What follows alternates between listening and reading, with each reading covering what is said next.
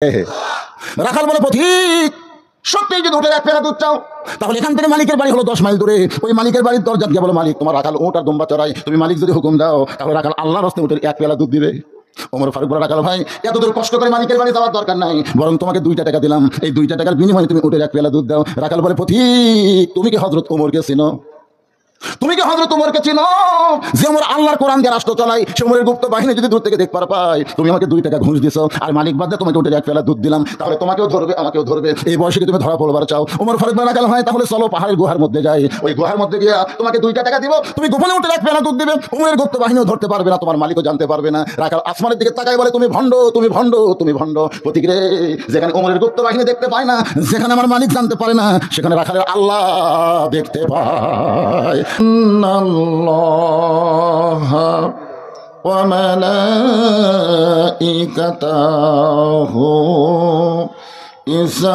يصلون على النبي يا أيها الذين آمنوا صلوا عليه وسلموا تسليما اللهم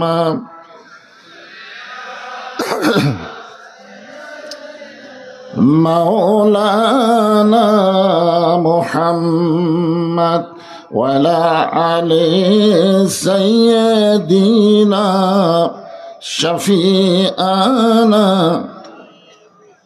উহুদের ময়দানে রাসূল ভেঙেছ দান তোতা ফিরে কেছ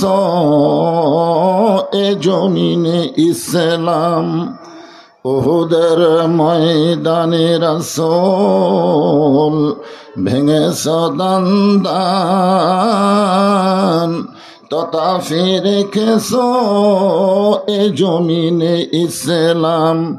ভুলে গেছি মোরা সে রাসূলের বিধান, ভুলে গেছি মোরা আল্লাহরই কোরআন, নামেতে শুধুই মুসলমান। সাল্লাল্লাহু আলা মুহাম্মাদ সাল্লাল্লাহু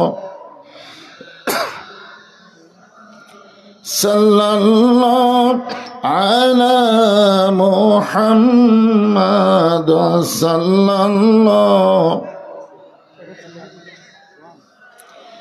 মশরিকে হুব্বে মুহাম্মদ। সকলে বলি সাল্লাল্লাহু। मतलाए दीवानी माँ मतलाए खुर्शीद इश्कास सीनाए सुजानी माँ बलागल उला बिकमालिही कशाफत दुजा बिजमालिही हसनत जमीओ खिसालिही सल्लो अलैहि व आलिही अल्लाहुम्मा आमीन। জান্নাতের বাগান থেকে জান্নাতি মানুষদেরকে নিয়ে আমি গুনাহগার তোমার রহমতের দরজায় দুখানা হাত তুলেছি আল্লাহ। হাসরের ময়দানে জাব্বার আর কাহার নামে রূপ নিয়া তুমি যখন বিচার শুরু করবে, তোমার সামনে দাঁড়ায়া সমস্ত নবীরা নাফসি নাফসি বলে কাঁদতে থাকবে।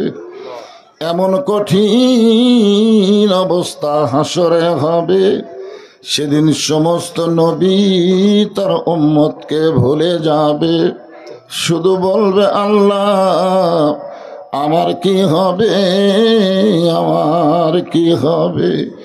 একমাত্র দরদি নবী শাফাতের কান্ডারি ইয়া রব্বি হাবলি উম্মতি বলে সেজদায় পড়ে যাবে। সেই কঠিন মুসিবতের সময় আজকের এই মাহফিলকে ওসিলা করে আমাদের সবাইকে রাসূলের উম্মতের কাতারে আল্লাহ কবুল করে নিও। সুবহান রাব্বিকা রাব্বিল ইজ্জাতি আম্মা ইয়াসিফুন ওয়া সালামুন আলাল মুরসালিন আলহামদুলিল্লাহি রাব্বিল আলামিন। লা ইলাহা ইল্লাল্লাহ।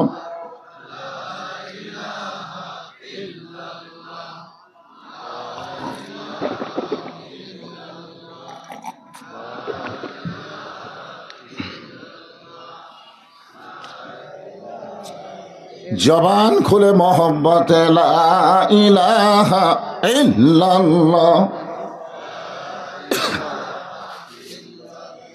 চাঁদ সূরজ আর গ্রহ তারা আল্লাহ নামের পাগল পারা। চাঁদ সূরজ আর গ্রহ তারা আল্লাহ নামের পাগল পারা। আমার আল্লাহ নামের এতই দয়া, আল্লাহ নামের এতই মায়া, লুকিয়ে রাখছেন হে আল্লাহ জোরে লা ইলাহা ইল্লাল্লাহ, জোরে লা ইলাহা ইল্লাল্লাহ। লা ইলাহা ইল্লাল্লাহু মুহাম্মাদুর রাসূলুল্লাহ।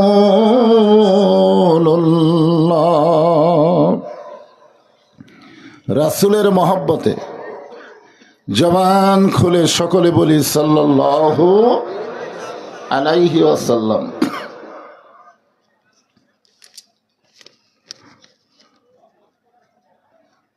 মাতপুর চর মাতপুর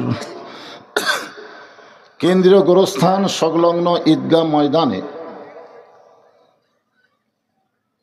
আজকের এই তাফসীরুল কোরআন মাহফিল। আজকের এই মাহফিল আল্লাহ তাআলা যেনাকে মাহফিল পরিচালনার দায়িত্ব দিয়েছেন মাওলানা মোহাম্মদ আবু বকর সিদ্দিক। আজকের এই মাহফিলের সম্মানিত সভাপতিকে অন্তরের অন্তঃস্থল থেকে আমি শুভেচ্ছা জ্ঞাপন করছি। আজকের এই মাহফিলের বিশেষ আমন্ত্রিত মেহমান অ্যাডভোকেট শামসুর রহমান শিমুল বিশ্বাস, বিশেষ আমন্ত্রিত মেহমান জনাব মোহাম্মদ ওমর ফারুক।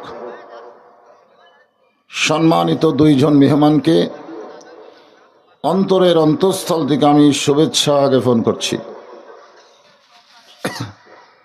বিজ্ঞাপনে নাম নাই, তারপরও আমি তেজে বক্তব্য দেওয়ার পূর্বে আমার আগে যিনি আলোচনা করে গেলেন আপনারা সবাই তাকে চিনেন, জানেন এবং ভালোবাসেন, জনাব ইকবাল আহমদ, তাই না?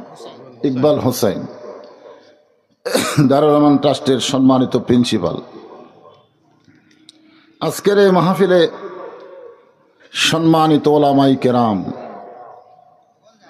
আপনাদের মাঝে মাঝে যে সমস্ত আলেম ওলামা বসে আছেন, মঞ্চে আছেন, আমার আগে যিনি অত্যন্ত সুন্দর আলোচনা করে আপনাদেরকে শোনালেন হযরত মাওলানা মোহাম্মদ ফারুক আজম জিহাদি সাহেব, আলেম ওলামা সহ আজকের এই মাহফিলের বক্তাগণকে অন্তরের অন্তঃস্থল থেকে আমি শুভেচ্ছা জ্ঞাপন করছি। আমার সামনে যারা বসে আছেন, পিছনে অনেক জায়গা থাকার পরেও এ সাইডে অনেকে দাঁড়িয়ে আছেন, মানে অনেক দূর থেকে তো বক্তারা ঠিক মতো দেখা যায় না। ইউটিউবে তো আমার ওয়াজ অনেক শোনে, আজকে একটু দেখ পারাইছে, ঠিক না? যিনারা বসে আছেন এবং যিনারা দাঁড়িয়ে আছেন, আপনারা সকলেই হচ্ছেন আল্লাহর বান্দা। সকলেই কার বান্দা? আর বান্দার রেজাল্ট কি? বান্দার রেজাল্ট হলো ফাদখুলি ফি ইবাদি ওয়াদখুলি জান্নাতি। যারা আল্লাহর বান্দা হয়ে গেল তারা জান্নাতে প্রবেশ করলো, বলেন সুবহানাল্লাহ। কিন্তু মাঝখানে মৃত্যু আর কবরটাই সমস্যা, ঠিক না? এই আয়াতের মধ্যে কিন্তু মরার কথাও নাই, কবরের কথাও নাই। যে আল্লাহর বান্দা হলো জান্নাতে গেল, তো খামাখাই মরার কবর, এইটা নিয়েই কিন্তু আমরা খুব চিন্তা করি। এক বক্তা আজরাইল আলাইহিস সালামকে নিয়ে ওয়াজ করছে, এমন ওয়াজ করছে, ওই লোকটা আল্লাহর চাইতে আজরাইলকে বেশি ভয় করে। হুজুর সেই রকম আজরাইল দুনিয়ার সমস্ত পানি মাথায় ঢাললে নাভি পর্যন্ত আসবে না, এত বড় আজরাইল আমার জান কবজ করবে। হায় হায় হায় হায় হায়। আসলে এই মৃত্যু এবং কবর এইটা মুসলমানের জন্য সবচাইতে ভালো খবর, জোরে কোন সুবহানাল্লাহ। আর দুনিয়া ও সিজনুল মুমিনিন, এই দুনিয়া হলো মুমিনদের জেলখানা। এই জেলখানা থেকে বাঁচতে গেলে মরা ছাড়া বাঁচার কোনো উপায় নেই। দুই একজন কইছে, বাদ বাকি কথা কয় না, কারণ কেউ মরবার চায় না। তো জাআত সাকারাতুল মাউত হক, মৃত্যু আমাদের সকলের জীবনে সত্য, এরপরও আমরা কেউ মরতে চাই না, ঠিক কিনা বলেন? পর্দার অন্তরালে যে সমস্ত মা বোনেরা অধীর আগ্রহে বসে বসে আলোচনা শুনতেছেন, আমি তাদেরকেও শ্রদ্ধা জ্ঞাপন করে দীর্ঘ অনেক বছর পরে আমি আরেকবার এখানে এসেছিলাম, ঠিক না? অনেক বছর পরে জিজ্ঞাসা করতেছি, আপনারা সকলে কেমন আছেন?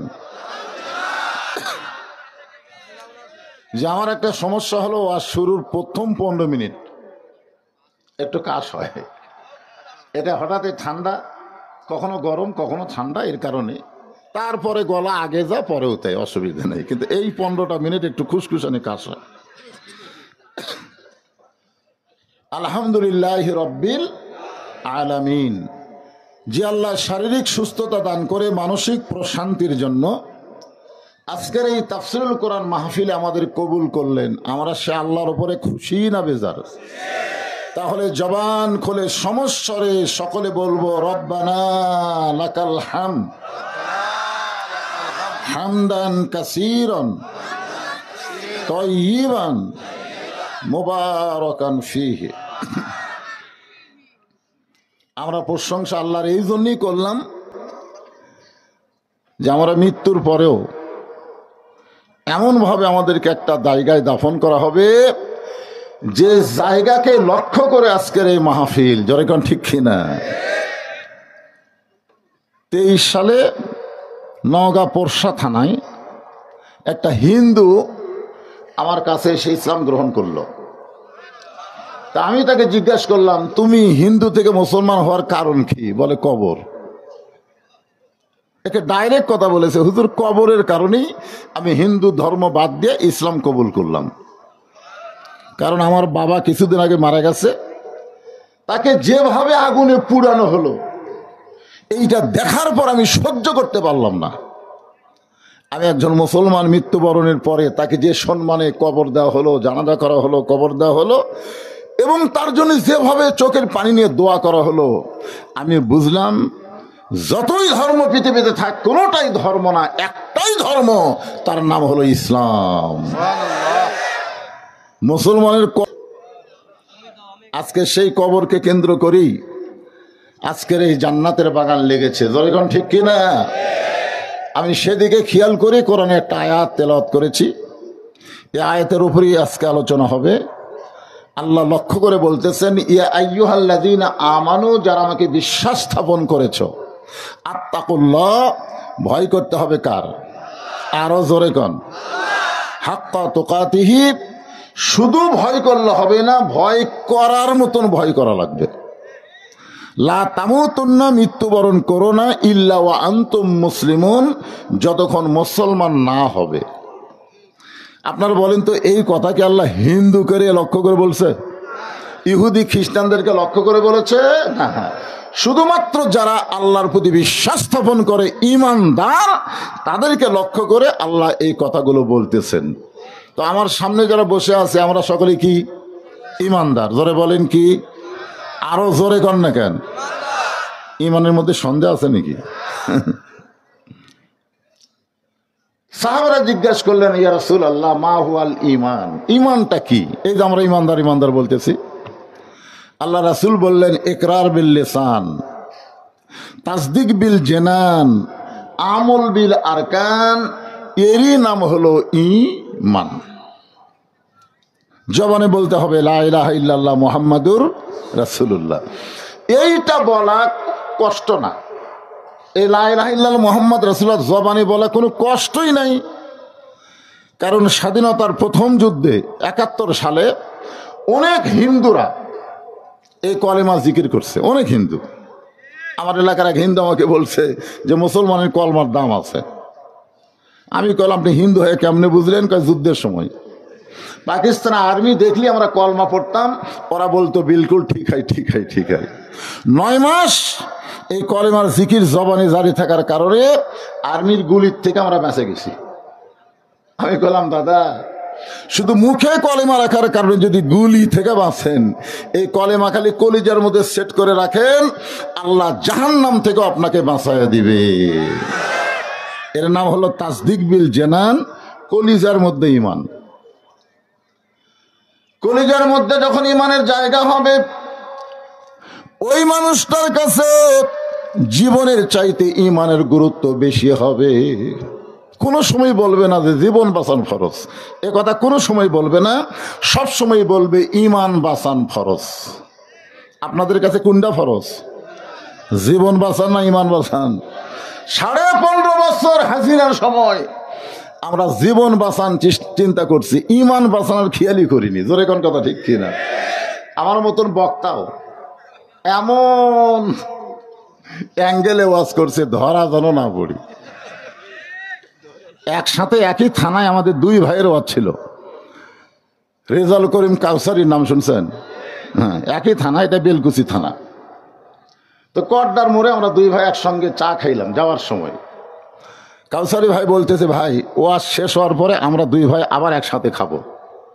আপনার যদি আগে ওয়াজ শেষ হয় তাহলে আপনি আমার জন্য দেরি করবেন, আর আমার যদি আগে ওয়াজ শেষ হয় তাহলে আমি আপনার জন্য অপেক্ষা করব। যাওয়ার সময় হাত ধরে বলতেছে, ভাই এমনভাবে ওয়াজ করবেন পুলিশ যেন না ধরে। কারণ বেলকুচিতে আওয়ামী লীগের গোড়া একটা নেতা নাম হলো লতিফ বিশ্বাস। যেরকম নাম কি, এই শালা কিন্তু ছাড়বি না, থানার পুলিশ দিয়ে ধরবি। ভাই এমন ওয়াজ করবেন যেন আমরা 2 ভাই আবার একসাথে চা খাওয়ার পারি, মাঝখানে যেন পুলিশ না ধরে। তা আমি তখন ওর কথা শোনা, কারণ ওর বাড়ি হলো উল্লাপাড়া, আমার বাড়ি হলো বগুড়া। উনি তো সিরাজগঞ্জের খবর ভালো জানে। ওর কথা মতো আমি তেলতেলা ওয়াজ করলাম, উনিও তেলতেলা করছে। ওয়াজ শেষ করার পরে আমি মোবাইল করলাম, কাউসারি ভাই খবর কি? আর সঙ্গী ধরে বলতেছে, কাউসারি কিছুক্ষণ আগে এনায়তপুর হাসপাতালে মারা গেছে। তার মানে বোঝা গেল আমরা পুলিশ ধরার চিন্তা করেছি, আজরাইল ধরার চিন্তা আমাদের মাথায় ছিল না। জোরে কোন কথা ঠিক কিনা? প্রকৃত মুসলমান যারা হবে, তাসদিক বিল জিনান অর্জন যখন হবে, তখন পুলিশ ধরা র্যাব ধরার চিন্তা করবে না, প্রতি ধাপে ধাপে আজরাইল ধরার চিন্তাই থাকবে। জোরে কোন ঠিক কিনা? এর নাম হলো তাসদিক বিল জিনান। কলিজার মধ্যে যখন ঈমানের জায়গা হবে, ওই মানুষটার কাছে জীবনের চাইতে ঈমানের গুরুত্ব বেশি হবে। এখন আপনাদের কাছে আমি জানতে চাই, জীবন বাঁচান ফরজ না ঈমান বাঁচান ফরজ? আমি যতই চেষ্টা করি আমি জীবন বাঁচাবার পারবো না। যত চেষ্টা করি, ভারত ভিসা বন্ধ করে দিস, চিকিৎসার ভিসা ভারত বন্ধ করে দিস। আপাতত তো বাংলাদেশের লোকেরা যেন মরে যায়। আমরা অনেকেই বলি, ভাই আগামী মাসে ভারত যাচ্ছি, কোনো টেনশন নেই। মানে ভারতে মনে হয় এক আল্লাহ বসে আছে। কে রে? ভারতের হলো ভগবানের লোক, জোরে কোন কার লোক। আর আমরা আল্লাহর দল হয়ে ভারতের ভগবানের ডাক্তারের কাছে যাই। ডাক্তারের নাম হলো দেবী শেঠি, হুজুর দেবী শেঠি, খালি হাত দিলেই ভালো। হ্যাঁ, এখন মোদী সরকার যাওয়া বন্ধ করে দিয়েছে, এখন কোথায় যাবেন? কোথায় যাবেন? এখন আর এক জায়গায় যাওয়ার চিন্তা করতেছি। হ্যাঁ ভাইজান, যতই চেষ্টা করি মরা লাগবেই। জোরে কোন কথা ঠিক কিনা? একজন শিল্পী ছিল, নাম হলো মাইকেল জ্যাকসন। নাম কি? 150 বছর বাঁচার জন্য 150 বছর টার্গেট করে 10 জন বিশেষজ্ঞ ডাক্তার তিনি নিয়োগ দিয়েছিলেন। 10 জন, প্রত্যেকটা বিষয়ের উপর একটা বিশেষজ্ঞ ডাক্তার তিনি নিয়োগ দিয়েছিলেন, যে এই 10 জন ডাক্তার যদি ঠিক মতো তার দেহ তদারকি করে তাহলে সে 150 বছর বাঁচবে। কিন্তু 49 বছর বয়সী মারা গেল। তার মানে বোঝা গেল যতই চেষ্টা করি জীবন বাঁচান যাবে না, তবে একটু চেষ্টা করলে আমাদের ইমানকে আমরা বাঁচাবার পারবো। জোরে কোন কথা ঠিক কিনা? এখন বলেন, যেটা চেষ্টা করেও বাঁচান যাবে না সেই জীবন বাঁচানোর জন্য এত চিন্তা কেন করব? বরং যেটা চেষ্টা করলে বাঁচান যাবে সেই ইমানকে যেভাবেই হোক আমরা বাঁচায় রাখবো। জোরে কোন কথা ঠিক কিনা? ওয়ালানাবলুওয়ান্নাকুম বিশাইয়্যিম মিনাল খাউফি ওয়াল জুই ওয়া নাকসিম মিনাল আমওয়ালি ওয়াল আনফুসি ওয়াস সামারাতি ওয়া বাশশিরিস সাবিরিন।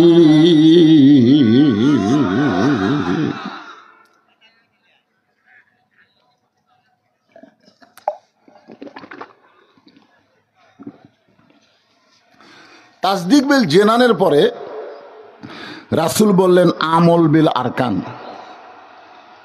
ঈমান অনুযায়ী আমল করা লাগবে। আপনার বলেন তো, ঈমান অনুযায়ী আমল করতে গেলে 1 নম্বর আমলের নাম কি? নামাজ। ধরে বলেন, নাম কি? যেই ব্যক্তি 5 ওয়াক্ত নামাজ জামাতের সঙ্গে আদায় করে দুনিয়া থেকে মারা যাবে, তার কবরের 1 নম্বর প্রশ্নের উত্তর তাকে দেওয়া লাগবে না, নামাজই তার পক্ষে উত্তর দিয়ে দিবে। 1 নম্বর প্রশ্ন কি? মান রব্বুকা। এখন নামাজ বাদ দিয়ে যদি আপনি কবরে যান,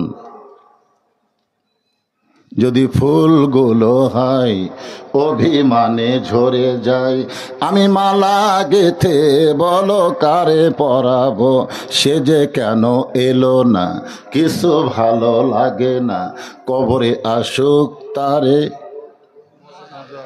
মজা আছে না নাই? সেই কবরস্থান লক্ষ্য করে আজকের এই জান্নাতের বাগান লেগেছে, আলহামদুলিল্লাহ। ইমানদারকে লক্ষ্য করে আল্লাহ বললেন আত্তাকুল্লাহ, ভয় করতে হবে আল্লাহর। জোরে বলেন, কার? যে আল্লাহরে কোনোদিন আমরা দেখি নাই, সে আল্লাহর ভয় কেমনে করব? যে আল্লাহরে দেখছেন নাকি কোনোদিন? এখনই মনে করেন পরীক্ষার জন্য, লিয়াবলুয়াকুম, তোমাদের পরীক্ষা করা হবে, আইয়ুকুম আহসানু আমালা, সুন্দর আমলের। এখন একটা সাপ ওই দিক থেকে সুরসুর সুরসুর করে আপনাকে মাঝখানে এসে এরকম ফুস করে যদি ফেনা তোলে, আপনার সত্যি করে বলেন তো, আল্লাহর ভয়ে বসে থাকবেন না সাপের ভয়ে দৌড় দিবেন? না, যদি আল্লাহ পরীক্ষা করে যে তোরা আসলে কাক ভয় করিস বেশি, সাপক না আল্লাহ, এই মনে করে একটা সাপ আল্লাহ ফেটা দিছে, সাপ এখন সুসুর করে এসে মাঝখানে ফুসফুস করে ফেনা তুলছে, এখন আপনারা বলেন যে আল্লাহর ভয়ে বসে থাকবেন না সাপের ভয়ে দৌড় দিবেন? কথা কয় না। আপনার বলেন তো, সাপ কামড়াবার পারবে যদি আল্লাহ হুকুম না করে? কতক্ষণ পারবে? তাহলে কেন সাপের ভয়ে উঠবেন? কারণ সাপ ততক্ষণ পর্যন্ত কামড়াবে না যতক্ষণ আল্লাহ হুকুম না করবে। জোরে কোন কথা ঠিক কি না? এই জন্য আত্তাকুল্লাহ জিনিসটা বোঝা লাগবে। আল্লাহর ভয় যদি কলিজার মধ্যে আসে, তখন অন্য কোনো ভয় তার কলিজার মধ্যে থাকবে না। আজকে মসজিদের মধ্যে ঢুকবার গেলে জোহরের নামাজ পড়বো সামনে কাতারে, যদি 2000 টাকার জুতা আমার পাঁত থাকে, আপনি সত্যি করে বলেন তো, এই জুতা কি আপনি দরজা থবেন না হাতত নেবেন? অন্তর থেকে চিন্তা করে কোন কি করি রে, নামাজ তো সামনে কাতার পড়বো, জুতা। তখন মিন শারিল ওয়াসওয়াসিল খান্নাস, ভিতরে খান্নাস বলবে জুতা বাঁচা, ইমান যাই যাক জুতা বাঁচা। ধরে খান কথা ঠিক কিনা? তখন জুতা হাতত নিয়ে আপনি সামনে যাচ্ছেন, মুয়াজ্জিন জিজ্ঞাসা করতে থেকে, ভাই কার ভয়? আল্লাহর ভয়। তো আল্লাহর ভয় তো জুতা কেন? তখন বলতেছে চোরেরও ভয়। আপনার বলেন তো, আত্তাকুল্লাহর মধ্যে আল্লাহর ভয় চোরের ভয় একসাথে আছে? আল্লাহর ভয়, চোরের ভয় একই সঙ্গে যদি রয়, তার কোনোদিন নামাজ কবুল হয় না। নামাজ যদি কবুল করতে চাই, শুধুমাত্র ভয় করতে হবে কার? এখন বলেন, এই চোর থেকে মুক্তি পাবার গেলে বর্তমান সরকারের আইন দিয়া মুক্ত হবে না, আল্লাহর কোরআনের আইন চালু করা লাগবে। ধরে কোন ঠিক কিনা? এখন আপনারা বলেন, আত্তাকুল্লাহ ডিগ্রি অর্জন করতে গেলে ডক্টর কামালের সংবিধান চলবে না, মানুষের আইন চলবে না, একমাত্র আল্লাহর কোরআনের বিজয় লাগবে। ধরে কোন কথা ঠিক কিনা? এখন আপনারা আল্লাহর ভয় করবেন, কিন্তু মানুষের তৈরি আইন অনুযায়ী চলবেন, এটা 1 নম্বর মুনাফিকি। আল্লাহ কোরআনে বলেন, অমিনান নাসি মান ইয়াকুলু আমান্না বিল্লাহি ওয়া বিল ইয়াউমিল আখিরি ওয়া মা হুম বিমুমিনিন। মানুষের মধ্যে এমন কতগুলো মানুষ আছে যারা বলে আমরা আল্লাহ বিশ্বাস করি, আখিরাত বিশ্বাস করি। আল্লাহ বলতেছে এরা মুমিনই না, এরা মুমিন না। তাহলে এরা যদি মুমিন না হয়, এরা কি? বর্তমান যে সমাজ বাংলাদেশে চালু আছে, এই সমাজের উপরে যদি আপনি ঈমান নিয়ে থাকতে চান, তাহলে আপনি মুনাফিক হয়ে মরবেন, মুসলমান হয়ে মরতে পারবেন না। মুসলমান হয়ে মরতে গেলে সমাজ, রাষ্ট্র, সংবিধান পরিবর্তন করা লাগবে। ধরে কোন কথা ঠিক কি না? আল্লাহ বলেছে, লা তামুতুন্না, মৃত্যুবরণ করো না, ইল্লা ওয়া আনতুম মুসলিমুন। কি? তুর পর্বতের কিনারায় মুসা নবী দাঁড়ায় আছে। আল্লাহ বলতেছে, মুসা তোমার খবর কি? মুসা বলে আলহামদুলিল্লাহ। তো মুসা আলাইহিস সালাম তো আল্লাহর সাথে কথা বলতে পারে, তা আল্লাহকে বলতেছে, আল্লাহ আপনার খবর কি? মুসা আলাইহিস সালাম আল্লাহ বলতেছে, আপনার খবর কি? আল্লাহ বলতেছে, মুসা রে, তুই তো চট করে আলহামদুলিল্লাহ কর পারলি, কিন্তু মুসা কয়, আল্লাহ আপনার খবর কি? আল্লাহ বলতেছে, ইযহাব ইলা ফিরাউন ইন্নাহু তাগা। আমি আল্লাহ কেমন আছি যদি জানবার চাও, তাহলে ফেরাউনের কাছে যাও। মুসা নবীকে কার কাছে যাওয়ার করছে? ফেরাউনের কাছে। এখন আমাদের বাংলাদেশে আল্লাহ কেমন আছে যদি জানবার চান, কুটি যাবেন?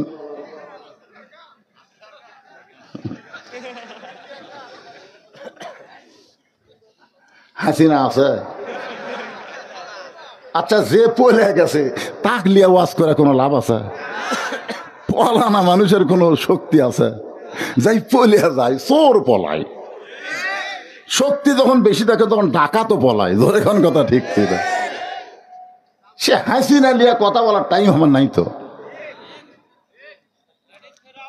ওগুলা বাদ দেন, যা কবার কছেন, বহু কছেন, খামা খা। হাসিনা একটা সাবজেক্ট হলো, যে কইল এ দেশ আমার বাপের, এই দেশ আমার, অথচ সেই দেশ ছেড়ে চলে গেল। এরশাদ চাচা পলাইনি পারে। খালেদা জিয়ার এত নির্যাতন করলো কিন্তু পলাইনি। জোরে কোন কথা ঠিক কি না? আর ই পলে গেল, আসলে পলে যায়নি, আবার নতুন করে পরিকল্পনা নিয়ে আসতেছে। হায় হায় হায়। মুসা বলতেছে, আল্লাহ আমি আপনাকে একটা প্রশ্ন করতে চাই। আল্লাহ বলে, মুসা তুমি আবার কি প্রশ্ন করবা? মুসা বলতেছে, আল্লাহ আমার প্রশ্ন হলো, আমার যা আছে আপনার তা নাই। আল্লাহ বলে, মুসা তোমার এমন কি আছে যেটা আমি আল্লাহর নাই? মুসা বলতেছে, আল্লাহ আমার মৃত্যু আছে, কিন্তু আপনার মৃত্যু না।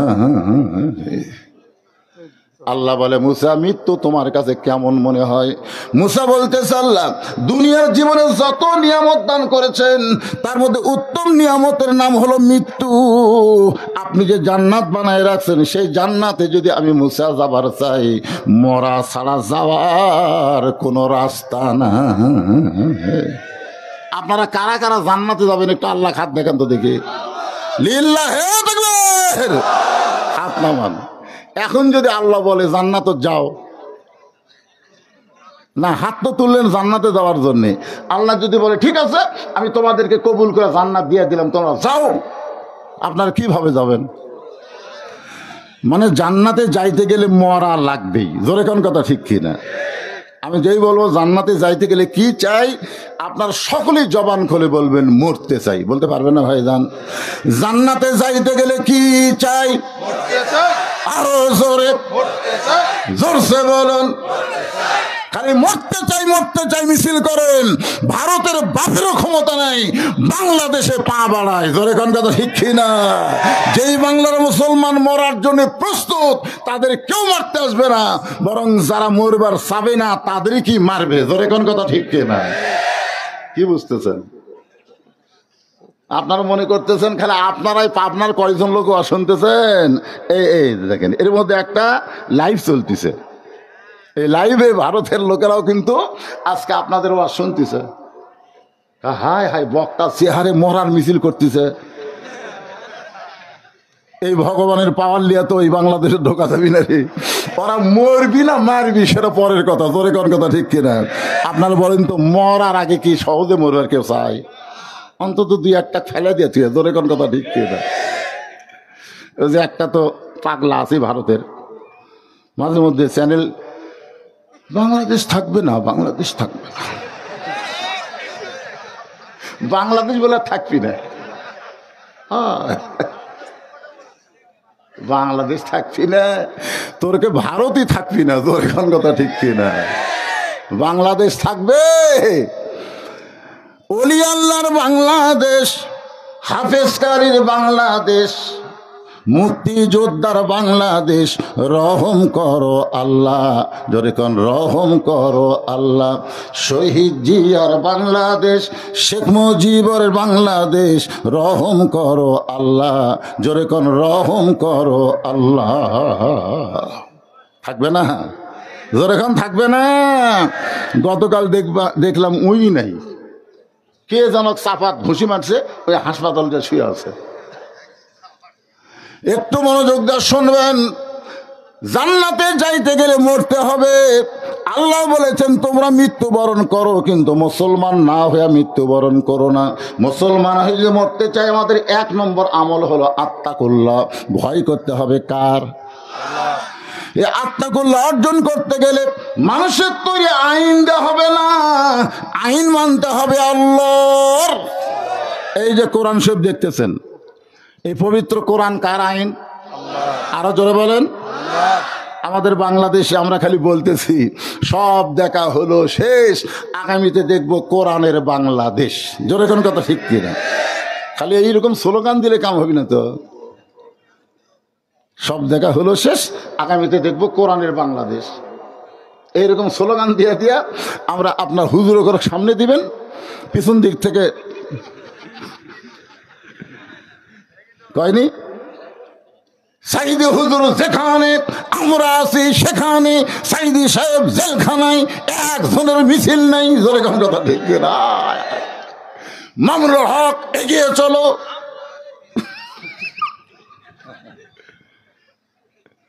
শোনেন, চেষ্টা করা লাগবে ভাইজান। আমি তার উপরই আয়াতকে নিয়ে আপনাদের সামনে আলোচনা করবো ইনশাআল্লাহ। এখন আপনাদেরকে আমি একটু দেখাবার চাই, এটা কি দেখছেন সবাই? 110 জন যুবক মিলে একটা তাফসির মাহফিল করতেছে আমাদের বগুড়ার গাবতলীতে। তা আমি যাই দেখি টেজের উপরে কোরআন শরীফ নাই। তাই বললাম আজকে যুব মাহফিলের সভাপতি সাহেব, আপনি কোরআন শরীফ এনে একটু আমাকে দেন তো, আমি আল্লাহর কোরআন একটু হাতে নিয়ে জনগণের সামনে তাফসির করতে চাই। কিছুক্ষণ পরে দেখলাম মসজিদের মুয়াজ্জিন সাহেব কোরআন শরীফ দিল। আমি কিন্তু বলেছি যে এই যুব কমিটির সভাপতি সাহেব কোরআন শরীফটা দেন তো, কিন্তু সেই সভাপতি না দিয়া দিল মসজিদের মুয়াজ্জিন। সন্দেহ হলো, ক্যারে মুয়াজ্জিন কেন দিল? ও শেষ করার পরে ঘরত যাওয়ার সাথে সাথে সব যুবক আমাকে ধরে বলতে, হুজুর আগামী বছরের ডেট দেন। এইবার সেই ফাটাফাটি ওয়াজ হতে, হুজুর আগামী বছরের ডেট দেন। আমি ডেট দিব পরে, আগে তোমাদের সভাপতিকে। তার সামনে বসতে, আমি কোরআন শরীফ চাইলাম তোমার হাতে, তুমি না দিয়ে মুয়াজ্জিন দিল। এই মুয়াজ্জিন, তুমি কেন কোরআন শরীফ দিলা? মুয়াজ্জিন বলতে, হুজুর এর শরীর পাক নাই হুজুর, একজনের শরীর পাক নাই, এই শালারা একটাও নামাজ পড়ে না হুজুর, এরা তাফসীর মাহফিল করে পেশাব করে পানি লেয় না। কারণ কোরআন শরীফ স্পর্শ করবার গেলে শরীর পবিত্র থাকা লাগে, ওরা জানে, যার কারণে ওরা পারেনি, মুয়াজ্জিনের হাতে পাঠা দিছে। কি গোরস্থানের মাহফিল, অনেক যুবক আজকের মাহফিলে তদারকি করতেছে, খুঁজলে দেখেন তার মধ্যে অনেকে মাগরিবের নামাজও পড়েনি, ইশার নামাজও পড়েনি। জোরে কোন কথা ঠিক কি না? মরে গেলে তোমাকে কোথায় রাখবে? তুমি গোরস্থানের মাহফিলের কমিটি হইছো, তারপরে তুমি নামাজ পড়ো না। আত্মাকুল্লাহ অর্জন করতে গেলে বর্তমানের যে সমাজ চলতেছে এই সমাজে সম্ভব না। সমাজ এবং রাষ্ট্র পরিবর্তন করতে গেলে মানুষের তৈরি আইন চলবে না, আইন চলবে ছদ্মবেশে। অর্ধ পৃথিবীর খলিফা হযরত ওমর এই আত্মাকুল্লাহ ডিগ্রি নিজের চোখে দেখার জন্য ঘুরতেছেন।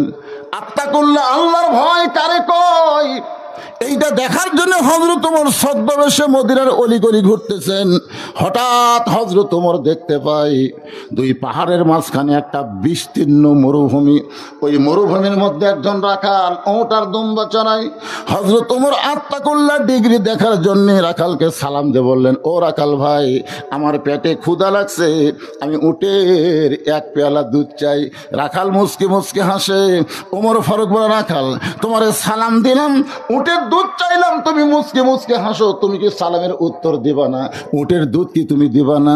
রাখাল বলতে যে, পথিক, তুমি আমার সালাম দিলা, উটের দুধ চাইলা, আমি ততক্ষণ পর্যন্ত তোমাকে দিব না যতক্ষণ পর্যন্ত তুমি পরিচয় না দিবে। আসলে তোমার পরিচয় কি? ওমর ফারুক চিন্তায় পড়ে গেলেন। আমি অর্ধ পৃথিবীর খলিফা, আমার নাম ওমর, এই পরিচয় যদি আমি দেই তাহলে আত্মাকুল্লাহ ডিগ্রি কেমনে দেখব? ওমর ফারুক যখন এই চিন্তা করে, এমন সময় আল্লাহর কোরআন বলতেছে, ওমর, রাখাল যখন তোমার পরিচয় চাইছে, তুমি আসল পরিচয় দাও। তোমার আসল পরিচয় তুমি ওমর না, আসল পরিচয় তুমি খলিফা না, তোমার আসল পরিচয় হলো মিল্লাতা আবিকুম ইব্রাহিম হুয়া সাম্মাকুমুল মুসলিমিন। আসল পরিচয় কি? কেউ যদি বলে আমার জাতির পিতা অমুক, ভেজাল। আপনারা কি মনে করতেছে আমি বাপের কথা বলতেছি? মিল্লাতা, মিল্লাত মানে কি? জাতি। মিল্লাত মানে কি? জাতি। আবিকুম, তোমাদের জাতির বাপ ইব্রাহিম, হুয়া, যিনি তোমাদের নাম রেখেছে সাম্মাকুমুল মুসলিমিন, যিনি তোমাদের নাম রেখেছে মুসলমান। এখন যারা আমরা মুসলমান, আমাদের জাতির পিতার নাম কি? যাই বলবেন না আল্লাহ আল্লাহ, আমি ভেজাল ভেজাল। আমি যেই বলবো জাতির পিতার নাম কি ইব্রাহিম, বলতে তারা মুখ খুলবেন না, এরাই ভেজাল। আপনারা কি আসল না ভেজাল? জাতির পিতার নাম কি? আরো জোরে জোরসে বলুন, মাশাআল্লাহ। না আর পারবেন না তো। ইমানের যার যেরকম জোর, তার জবানেরও জোর তেমন হবে। জোরে কোন ঠিক কিনা? আমার এলাকার দুই দল মানুষ আস্তে কথা কয়, দুই দল। একটা হলো মেয়ে মানুষ, আর একটা হলো আওয়ামী লীগ। এখন বগুড়া জেলায় আওয়ামী লীগ কথাই বলতেছে না ভাই। হ্যাঁ, বগুড়া জেলাতে আওয়ামী লীগ কথা বলতেছে না।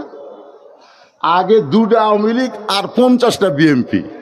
জনগণ বুঝবার পারছে কারা আওয়ামী লীগ কারা বিএমপি। বিএমপি খালি যা কোয়া গেছে সব বগুড়া হলো বিএমপির ঘাঁটি। জোরে কোন কথা ঠিক কিনা?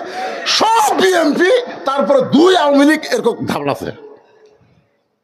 আর এখন অনুবীক্ষণ যন্ত্র দিয়ে খুঁজেও পাওয়া যাচ্ছে না আওয়ামী লীগ গেল কোথায়। কোমল মুসলিমিন, যিনি আমাদের নাম রেখেছে মুসলমান।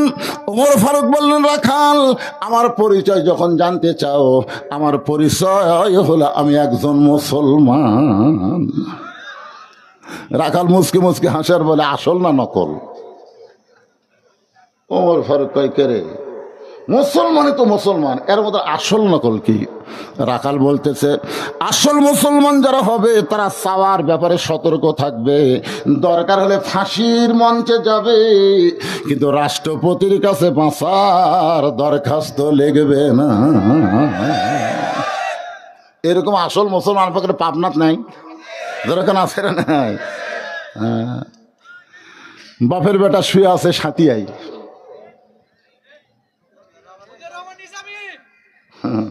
নাম কয়া লাগবি কে রে? কিয়ামত পর্যন্ত এই নাম কেউ মুছতে পারবি না রে। আমাকে কয় হুজুর একটা ছেলে হয়েছে, নাম রাখেন। আমি বললাম আবু সাইদ।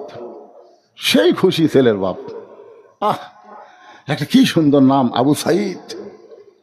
আমার খালা তো বোনের একটা মেয়ে হয়েছে, আমার খালা মোবাইল করে বলে বাজান আমার একটা নাতনি হলো অনেক বছর পরে, একটা ভালো নাম খাও। আমি বললাম হাসিনা। যেই কছি হাসিনা, খালা 30 সেকেন্ড মোবাইলে কথা কয় না। আমি বললাম কে রে? কিছুক্ষণ পরে বলতে এই তুই আলেম না সালেম রে, তোর কাছে একটা ভালো নাম শুনবার ছিলাম আর তুই একটা খুনি হাসিনার নাম কস। আমি তখন বললাম মতিউর রহমান নিজামী মরে নাই, হাসিনা বেঁচে থাকাও পচে গেছে। জোরে কোন কথা ঠিক করে কথা বলো। ইয়াজিদ মরিছে না হোসাইন মরিছে? 1400 বছর পর মুসলমান বুঝবার পারতেছে। তোর এখন ঠিক কি না? গোটা বাংলাদেশ খুঁজে দেখেন তো ইয়াজিদ নামের একটা মুসলমান পাবেন?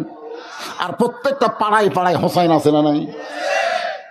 হ্যাঁ, উকিল বলতেছে যদি বাঁচবার চান রাষ্ট্রপতির কাছে দরখাস্ত লেখেন, রাষ্ট্রপতি দয়া করলে আপনার ফাঁসি হবে না, আপনার ফাঁসি হবে না যদি রাষ্ট্রপতি দয়া করে। মতিউর রহমান নিজামী উত্তরে বললেন উকিল স্বাধীনতার পরে 3 জন রহমানকে আমি ক্ষমতার থাকা অবস্থায় মরা দেখছি। জোরে কোন কয়টা রহমান? 3 দেখি, শেখ মুজিবুর, জিয়াউর, জিল্লুর। দেখছেন কি মিল বারে? এই 3টা রহমান ক্ষমতার থাকা অবস্থায় মারা গেছে। তো যেই প্রেসিডেন্ট ক্ষমতার থাকা অবস্থায় নিজে মরে যায়, এই মরা মানুষের কাছে কোনো ইমানদার বাঁচার দরখাস্ত লেখে না। জোরে কোন কথা ঠিক না? উকিল বলতেছে তাহলে আপনার ফাঁসি হবে, আপনার ফাঁসি হবে। মতিউর রহমান নিজামী তখন মুচকে মুচকে হাসে আর বলে আমার ফাঁসি হবে কিন্তু আমার মৃত্যু হবে না। ওয়ালা তাকুলু লিমান ইউকতালু ফি সাবিলিল্লাহি আমওয়াতুন বাল আহইয়াউ ওয়ালাকিন লা তাশউরুন।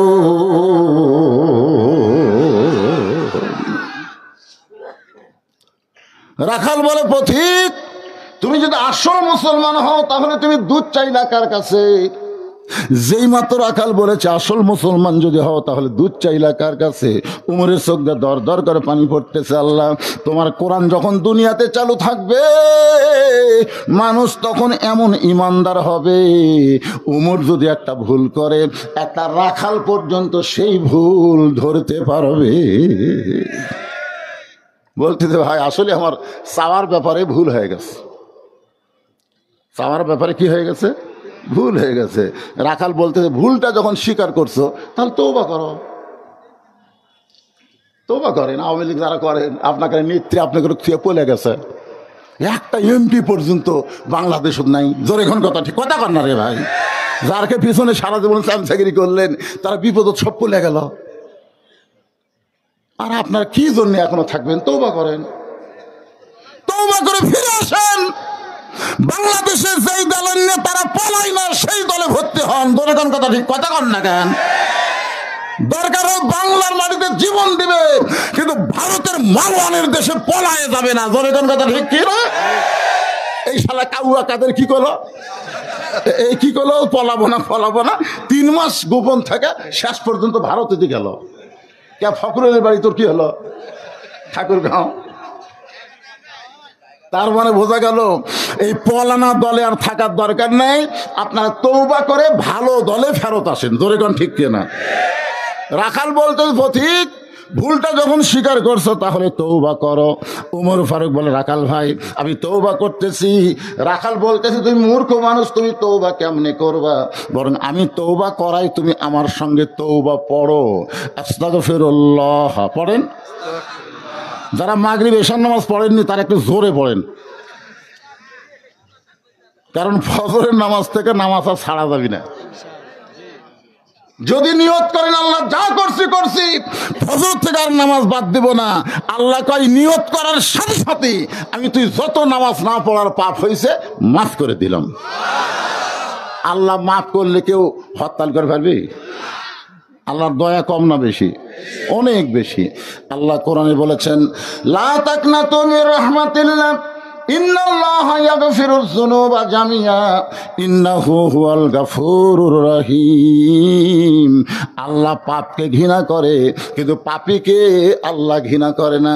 পাপী যে কোনো সময় তওবা করে আমার আল্লাহর দলে ভর্তি হবার পারে। তাহলে তওবা করার সুযোগ আছে না নাই? রাখাল বলতে যে প্রতীক তুমি মূর্খ মানুষ। ওমর ফারুক বলে আমি মূর্খ, তোমার কে করলো? বলে যতই তুমি শিক্ষিত দাবি করো, তুমি যে মূর্খ। ডক্টর কামাল হোসেন কি শিক্ষিত না? কিন্তু 18 সালে কি করছে কন্ত? সব কয়টা ক্লিয়ার সিলেটে গেছে, পেপারের হেডলাইন। ডক্টর কামালের নেতৃত্বে একদল নেতা সিলেটের শাহজালাল মাজারে ঢুকে বলতেছে, বাবা বাবা এবার আমরা ভোটর দাঁড়াচ্ছি বাবা, ইয়া কানা বুধু ইয়া কানাস্তাইন, চাইতে হবে কার কাছে? আর ওরা বাবার কাছে গেছে। অনেক নেতারা কিন্তু ভোটের আগে মাজারত যায়, সালানা মসজিদও যায় না, মাজারত যায়। আল্লাহ কোরআনে বলেছেন, ইয়া আইয়ুহাল্লাযীনা আমানুস্তাঈনু বিস-সাবরি ওয়াস-সালাহ ইন্নাল্লাহা মা'আস সাবিরিন। যদি আল্লাহর কাছে কিছু পাওয়ার চাও, ধৈর্যের নামাজের ভিতর দিয়ে চাও। জোরে কোন কথা ঠিক কি না? এরা এমন ফুল প্যান্ট পরে, সবসময় টাকনু ঢাকা পরে। আপনার বলেন তো, টাকনু ঢাকা মরদ মানুষ ই কেমন মরদ? মেয়ে মানুষ টাকনো ঢাকা পোশাক পরবে, আর পুরুষেরা টাকনোর উপর পোশাক পরবে। যে সমস্ত মরদ মানুষ টাকনো ঢাকা ফুল প্যান্ট পরে, কিছুদিন পরই ওর বউ ওভার ডিউটি করবে। যদি পুরুষত্ব ঠিক থাকবার চান, টাকনু বার করেন, টাকনু বার করেন। মরদ মানুষ নাভির উপর থেকে টাকনুর উপর পর্যন্ত পোশাক পরবেন। পোশাক ঢিলা ঢালা পরা লাগবে। টাইট কোনো পোশাক পুরুষ মানুষ পরতে পারবে না। টাইট পোশাক পরলেই ওই যন্ত্র আটো সাটো জায়গার মধ্যে পড়ে তেরা বেঁকা হয়ে যাবে। জোরে কথা কর না কেন? হ্যাঁ, বাংলাদেশে কোনদিন শুনেছেন যে কোনো মৌলানার বউ তার দাদির কাছে যায় বলতেছে, দাদি দাদি আপনার লাঠি পারে না? এ কথা কোনদিন শুনছেন? যত পারে না ওই কলেজ ভার্সিটির ছোকরাগুলা খালি ইন্ডিয়ান হারবার খোঁজে। ইন্ডিয়াও বন্ধ করে দিচ্ছে। আর হারবার কুটি পাবে? হারবার একটু মনোযোগ দিয়ে শুনবেন। ওমর ফারুককে রাখাল বলতে, তুই মূর্খ মানুষ, চাওয়ার ব্যাপারে সতর্ক হও না, তোমার চাইতে মূর্খ কেউ নাই। ওমর ফারুক বলে, রাখাল তাহলে আমাকে তওবা পড়ায় দাও। এবার রাখাল হযরত ওমরকে তওবা পড়াচ্ছে। আমার সঙ্গে কি আপনার পড়বেন? তাহলে সকলে পড়েন, আস্তাগফিরুল্লাহ রব্বি মিন কুল্লি জামবিউ ওয়া আতুবু ইলাইহি লা হাওলা ওয়ালা কুওয়াতা ইল্লা বিল্লাহিল আলিয়্যিল আযীম। ওমর ফারুক তওবা করার পরে বলতেছে, ও রাখাল ভাই, আল্লাহর হস্তে উটের এক পেলা দুধ দাও। রাখাল মুসকে মুসকে হাসে। ওমর ফারুক বলে, রাখাল তওবা করার পরে আল্লাহর হস্তে চাইলাম, তারপরে হাসতেছো কারণ কি? রাখাল বলে, পথিক লিমা তাকুলু মা লা তাফালুন। তওবা করার পরে তুমি আবার মুনাফিকি করলে। তুমি ভোটের আগে মাথার টুপি দিবে, পাঞ্জাবি পরা, মাহিয়া মাহি বোরকা পরা, ফেরদৌস তুমি দাঁড়িয়ে থুয়ে জনগণের কাছে ভোট চাবা। ভোট পাইয়া গরিবের বন্ধু হবা, ভোট নেওয়ার জন্য গরিবের বন্ধু হবা। আর যখনই ভোট পাই এমপি হবা, তোমাকে আর পাবনা খুঁজে পাওয়া যাবে না। জোরে কোন ঠিক কি না? তুমি মাথায় হেজাব দিবা, হাতে তসবি নিবা, লিমা তাকুলু মা লা তাফালুন। তোমার কথার সাথে কাজের মিল নাই। এরা হলো মুনাফিক। জোরে কোন এরা কি? রাখাল বলতে, সত্যি করে কও তো, তোমার মুখের সাথে মনের মিল আছে? ওমর ফারুক বলে, কোন জায়গা ভুল করলাম ভাই? রাখাল বলতেছে, আল্লাহর কোরআনের উপর কি তোমার দখল নেই? যে উমর সম্পর্কে রাসূল বলেছে আমার পরে কেউ যদি নবী হতো লাউ কানা উমর। যে উমরের সামনে আল্লাহ কোরআনের 17 কোন কিতাবে লিখছে 23টা আয়াত আল্লাহ নাজিল করেছে, জোরে কোন সুবহানাল্লাহ। সেই রাখাল উমর ফারুককে বলতেছে আসলে কোরআনের উপরে তোমার দখল কম, তুমি সত্যি করে বলো তো আমি কি উটের মালিক? বলো আমি কি উটের মালিক? আমি যদি উটের মালিক হইতাম তুমি আমাকে রাখাল কইলা কেন? আর যখনই তুমি আমাকে রাখাল বলছো তখন তুমি বিশ্বাস করেছো আমি উটের মালিক না। আর মালিক বাদ দা রাখালের কাছে কেউ যদি আল্লাহর হস্তে চায় এরপরও রাখাল দিবার পারবে। আমার জীবনের প্রমাণ আমি বহু মাহফিলে বলেছি। পাবনা বাইকোলা নাম শোনেননি? ওয়াজ শেষ করে কেবল টেস্ট থেকে নামছি, ইতিমধ্যে এক লোক এসে হাতে 100 টাকা দিয়ে কয় হুজুর দোয়া করে। টাকা চকচকা পরে থেকে বললাম কিসের দোয়া? কয় হুজুর আমার বইয়ের পেটে একটা সন্তান আইছে, আল্লাহ যেন একটা পুত্র সন্তান দেয়। যেই বলছে পুত্র সন্তান তখন তো আমার দৌড়ে বুঝতে পারলাম, কারণ আমি 3 মেয়ের বাপ, এখন পর্যন্ত আল্লাহ আমার পুত্র দেয়নি। শোনেন, প্রথম 2 মেয়ে আমার হওয়ার পরে 15 বছর আমি ব্রেক দিছি।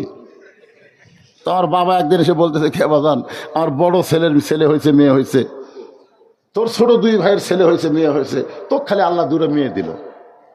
আমি কইলাম দেখেন বাবা আল্লাহ যদি না দেয় আমার করার কিছু আছে? আর বাপ বলতেছে তোর কি বয়স শেষ? মানে এখানে আমার বাপ কি বললো বুঝতে পারলেন না? যে তুই কি আর চান্স লেবার পারিস না? আমি আমার বাপ আর মাকে 2 জনকে মক্কা মদিনা নিয়ে গেলাম। মক্কা মদিনা নিয়ে যাও হজ করে যে জায়গার দোয়া কবুল হয় প্রত্যেক জায়গার বাপ আর মাকে বলছি এই জায়গার দোয়া করেন আল্লাহ যেন আমাকে একটা পুত্র দেয়। হজ করে আসার পরে আমি আবার চান্স নিলাম 13 সালে। জোরে কোন সালে? 13 সালে আবার চান্স নিলাম। 14 সালে আবার আল্লাহ একটা মেয়ে দিল। আমার মা রাগ করে বলতে তোকে আল্লাহ দেখতে পারে না রে, এত জায়গার তোর জন্য দোয়া করলো।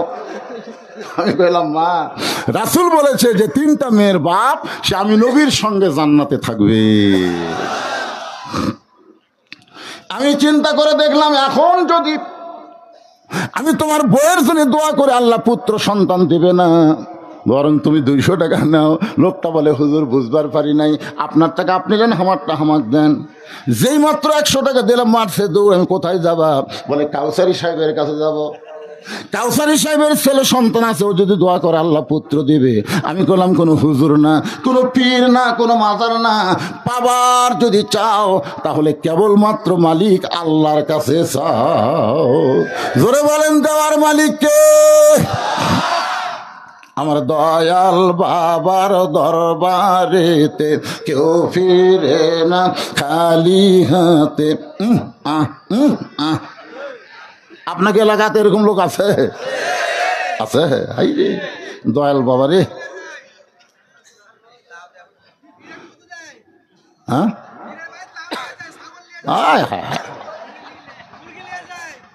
আল্লাহ নবীরে দিয়ে আল্লাহ আছে গায়েব হইয়া রে তোর দরবারেতে।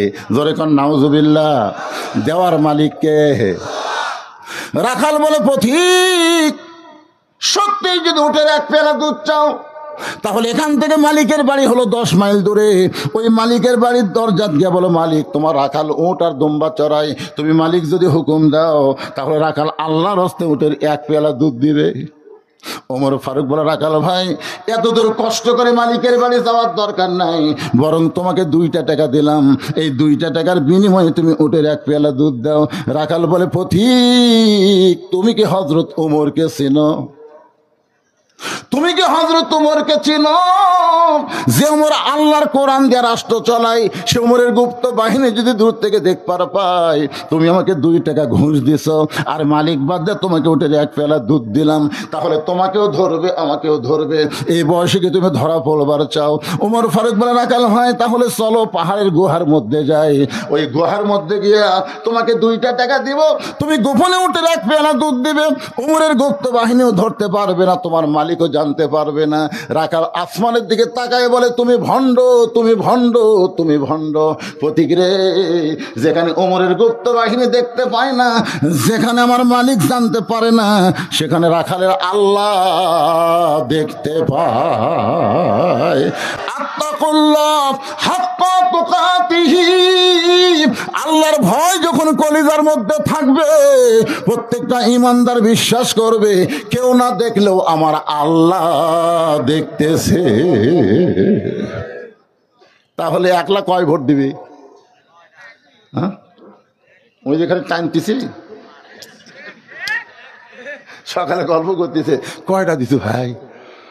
এখন মোমবাতির আলো তো ঠিক মতো মার্কা দেখা যায় না বারে, অজগবি তো এক জায়গায় মারলে হবি না, মার্কা দেখে মারা লাগবি। এক মুড়ি মারছি। তুই কয়টা? কাজ মোবাইলের আলো রে, মোবাইলের আলো দিয়ে খালি ঘটা ঘটা ঘটা মারছি। আমি 200টা মারছি। দুই কান্দে দুই ফেরেস্তা বলতেছে আল্লাহ ই যে 100টা মারলো, ই যে 200টা মারলো, একে বাপ কয়টা? আল্লাহ কয় যে কয়টা মারিছে সে কয়টাই বাপ। আসলে একের বেশি ভোট যারা দিছে জাউরা তারা হচ্ছে। জোরে কোন কথা ঠিক না? অবৈধ সন্তানরাই একটার বেশি 2টা ভোট দেয়। ওরা কোনো সময় চায়নি বাংলার জমিনে ভোট হোক। ভোটারবিহীন সরকার বারবার চাইছে। 12.5 বছর হাসিনা ভোট ছাড়া ক্ষমতার চেয়ারে থাকছে, এখন পলানোর পরে গরু হেরানোর মতন পাগলি হয়ে গেছে। জোরে কোন কথা ঠিক না? রোদের মধ্যে গরু হেরাছে। গরু খুঁজতে খুঁজতে ছেলের কাছে যায়, বলতেছে কে ভাই এদিক দিয়ে গরু গেছে, এদিক দিয়ে গরু গেছে। ছেলে কয় কে রে? বাপ হক ভাই কয়। বাপের কি মাথা খারাপ হলো নাকি? দৌড়ে এসে মা বিজা দিয়েছে, মা আব্বা তো এখন ভাই করে কথা। কিছুক্ষণ পরে ওই দেখো আব্বা আসতেছে।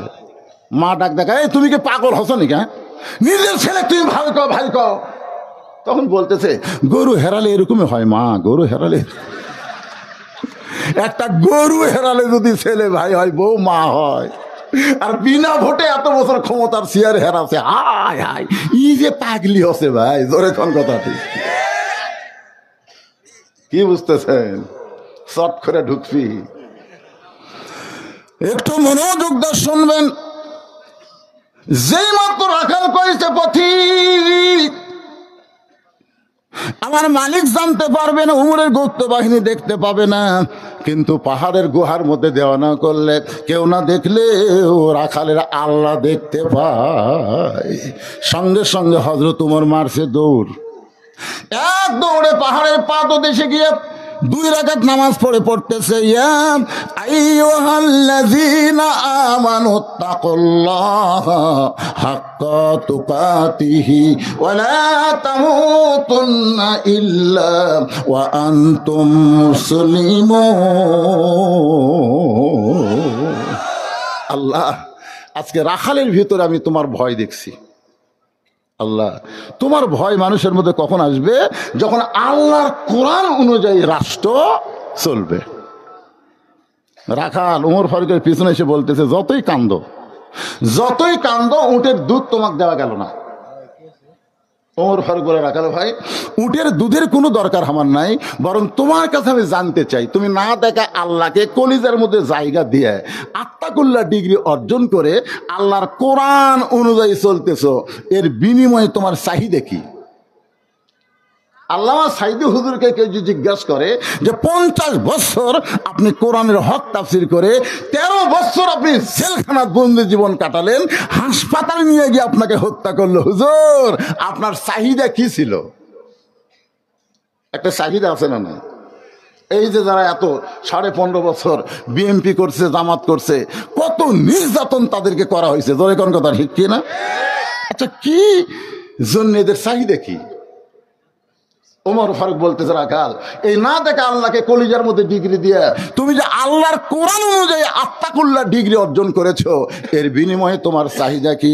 সঙ্গে সঙ্গে রাখাল বলে, পথিক আমার চাহিদার কথা যদি শুনতে চাও, আমার চাহিদা হলো, সকলে পড়েন রব্বানা, পড়েন রব্বানা আতিনা ফিদ দুনিয়া হাসানাতাও ওয়া ফিল আখিরাতি হাসানা ওয়া কিনা আযাবান্নার। ওমর ফারুক বলে, রাখাল আমি তোমার চাহিদার কথা শুনতে চাইলাম আর তুমি কোরআনের আয়াত শুনালে। রাখাল বলতেছে, আসলেই তুই মূর্খ, তুমি আসলেই গণ্ড মূর্খ। এই আয়াতের মধ্যে আমি 2টা চাহিদার কথা কইলাম, একটা হলো দুনিয়ার সৌন্দর্য, একটা হলো আখিরাতের সৌন্দর্য। রব্বানা আতিনা ফিদ দুনিয়া হাসানা ওয়া ফিল আখিরাতি হাসানা। দুনিয়ার সৌন্দর্য হলো মহামানব হযরত উমরকে আমি এক নজর দেখতে চাই, যে উমর আল্লাহর কোরআনের আইন চালু করার জন্য আমার মতন রাখাল আত্তাকুল্লাহ ডিগ্রি অর্জন করেছে, সে উমরকে যদি একটা নজর দেখতে পাইতাম দুনিয়ার চাহিদা আল্লাহ আমার পুরা করত। আর আমার 2 নম্বর চাহিদা হলো, আমি রাখাল যখন মরে যাব, আল্লাহ যেন মুসলমান হিসাবে মৃত্যু দেয়, মরার পরে অধম রাখালকে আল্লাহ যেন জান্নাত দেয়। তাহলে চাহিদা কয়টা? 1 নম্বর চাহিদা কি? ওমর মানে কি বুঝতেছেন? ওমর মানে ভালো নেতা দেখবি, ভালো নেতা রে। হ্যাঁ, সামনে নির্বাচন আসতেছে ভাই, কত নেতা আসবি ধরে কোন ঠিক না? আমার নেতা তোমার নেতা, জোরে করলেন না কেন? এই মেম্বার মার্কা স্লোগান দেওয়া হবে, আমার বিশ্বনবী কি এ তুই মুয়া নেতা নাকি? গলা ছাড়া স্লোগান দেন, এক স্লোগানে নবীর সুপারিশ আপনার উপর ওয়াজিব হয়ে যাবে। জোরে কোন কথা ঠিক কি না? আমার নেতা তোমার নেতা, বিশ্বনবীর চরিত্র ফুলের চাইতেও পবিত্র। বোঝা গেল এবার, ঠিক আছে। কি প্যান্সাতে যেমন তেমন নেতা আমাদের নবী না। যেই নেতা সম্পর্কে আল্লাহ কোরআনে বলেছেন, ওয়াইন্নাকা লাআলা খুলুকিন আযীম, আল্লাহর একটা আজিম নাম নবীর চরিত্রের মধ্যে ঢুকাই দিয়ে বুঝাইছেন, মহান চরিত্রের অধিকার হলো বিশ্ব নেতা মুহাম্মাদুর, সকলে বলি সাল্লাল্লাহু আলাইহি ওয়াসাল্লাম। 2 নম্বর চাহিদা হলো, রাখাল যখন মরে যাব, মরার পরে আল্লাহ যেন অধম রাখালকে জান্নাত দেয়। সঙ্গে সঙ্গে হযরত ওমর দৌড়ে এসে আমার হাতের দিকে তাকান, এবার খচ করে হাত ধরছে, 3 বার চুমা খাস। রাখাল কয় পাগল নাকি, আমার ঘামা হাতে 3 বার চুমা খেলা। ওমর ফারুক বলে, রাখাল ভাই তোমার 2 নম্বর চাহিদা আল্লাহ পুরা করছে, মরার সাথে সাথেই আল্লাহ তোমাকে জান্নাত দিয়ে দিবে। আপনারা বলেন তো, মরার সাথে সাথে আল্লাহ যদি জান্নাত দেয়, এ গোরস্থানের কোনো টেনশন আছে? কোনো টেনশন আছে? আরে আমরা আশরাফুল মখলুকাত মানুষ, আমাদের দেহ যেন শিয়াল কুত্তার মতো না পচে, দুর্গন্ধ যেন না হয়, এভাবে সুন্দর করে কবরে দাফন করা হয়। কবরে আপনাকে দাফন করে না, আপনার দেহ দাফন করে। আর আপনার পাখি কোনোদিন কবরে থাকে না, ইল্লিন নামক জান্নাতের বাগানে চলে যায়। জোরে কোন কথা ঠিক কি না? একটা গান আছে, শোনেননি আপনারা? আমার সোনার ময়না পাখি কোন দেশেতে উইরা গেলা রে, দিয়া মোরে ফাঁকিরি আমার সোনার ময়না পাখি। এই পাখি মানে কি? মন তুই রইলি খাঁচার আসে, খাঁচা যে তোর কাঁচা বাসে, কোন দিন খাঁচা পড়বে খসে, কোন দিন খাঁচা পড়বে খসে, জ্ঞানী গুণী কয় খাঁচার ভিতর অসীন পাখি কেমনে আসে যায়। আমাদের দেহ হলো খাঁচা, দেহর নাম কি? এই যুবকের একটু মনোযোগ দিয়ে শোনেন, মরার সঙ্গে সঙ্গে আল্লাহ তোমাকে জান্নাত দিয়ে দিবে। রাখাল মুচকি মুচকি হাসে, ওমর ফারুক বলে সুবহানাল্লাহ কও, সুবহানাল্লাহ কও। মরার সাথে সাথে আল্লাহ তোমাকে জান্নাত দিবে, সুবহানাল্লাহ কও। রাখাল খেলে হাসে।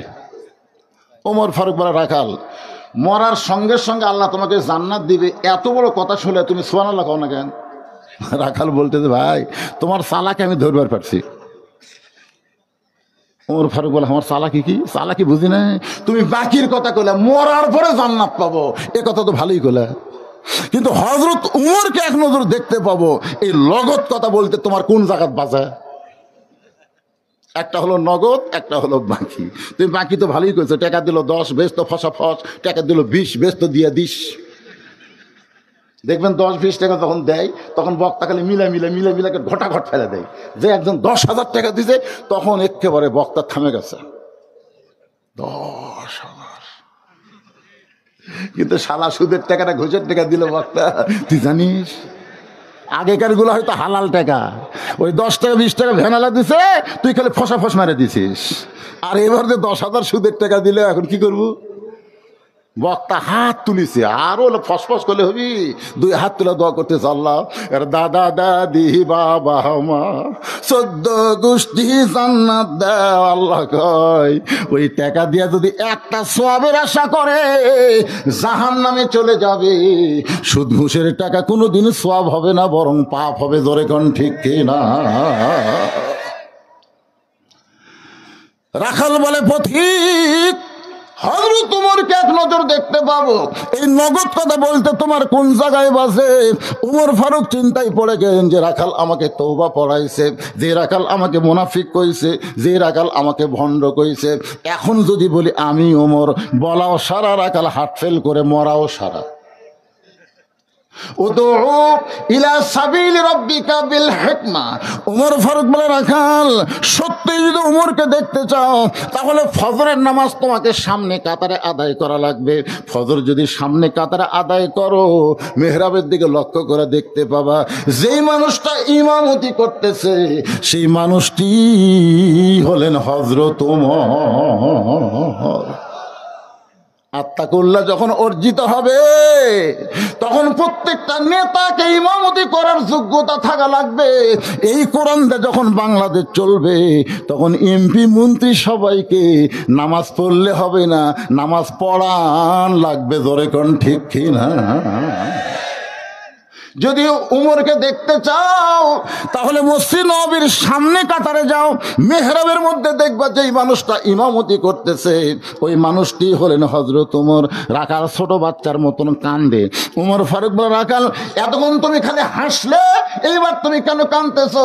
রাখাল বলে পথিক তুমি জানো না আমি মসজিদের বারান্দায় নামাজ পড়ি, আমি মসজিদের ভিতরে ঢোকার সাহস পাই না, কারণ মসজিদের মধ্যে নবীর দামি দামি সাহাবী, ওই দামি দামি মসজিদের মধ্যে নবীর দামি দামি সাহাবী, ওই দামি দামি সাহাবীর মধ্যে আমি রাখাল কেমনে যাই? ওমর ফারুক বলে রাখাল রে তুমি কম দামি আর ভিতরে দামি, এই কথা তোমার কে বুঝাইলো? ইন্না আকরামাকুম ইনদাল্লাহি আতকাকুম। আত্তাকুল্লাহ ডিগ্রি যদি অর্জন হয় তাহলে বুঝবা বাহিরে কম দামি ভিতরে দামি এইটা নয়। যার কলিজায় আল্লাহর বেশি ভয় সে সবচাইতে দামি বান্দা হয়। আমি চেয়ারে বসে ওয়াজ করতেছি, আমি দামি, আর আপনার নিচে বসে ওয়াজ শুনতেছেন, আপনারা কম দামি। এটা না, দামি কম দামি নির্ধারণ করার নাম হলো তাকওয়া। যেরকম নাম কি? তাকওয়া। যার কলিজায় আল্লাহর যত বেশি হয় সে তত আল্লাহর কাছে দামি হয়। অনেক বক্তা বাংলাদেশের জাহান্নামে যাবে, অনেক বক্তা, আর অধিকাংশ শ্রোতারাই জান্নাতে যাবে। বক্তারা যাবে জাহান্নামে, শ্রোতারা যাবে জান্নাতে। মনে করেন আমার কথা বলতেছি, আমার জিভা এরকম টানে বের করি, বুঝলেন? 3 হাত জিভা করবি আমারই, বের করে জিভার মধ্যে একটা বসি দিবি, বসি মাছ ধরার বসি দিয়ে জাহান্নামের ফেরেশতা টানে টানে জাহান্নামে দিয়ে যাচ্ছে। আপনার বলতেছেন কে রে? এটা না বুঝলু রে হুজুর, আপনার জাহান্নামে নিয়ে যাচ্ছে আর আপনার ওয়াজ শুনে আমল করে আমরা জান্নাতে যাচ্ছি। আল্লাহ তখন বলবে লিমা তাকুলু মা লা তাফালুন, এ বক্তার ওয়াজ ভালো, আমল করেনি। এই সবাইকে ফজর নামাজ পড়বার কয়ে নিজের অ্যাপের মধ্যে ঘুম পাড়ছে, বউ ডাক না দিলে ফজর পড়েনি। এই সেই বক্তা। কি মনে করতেছেন ভাই?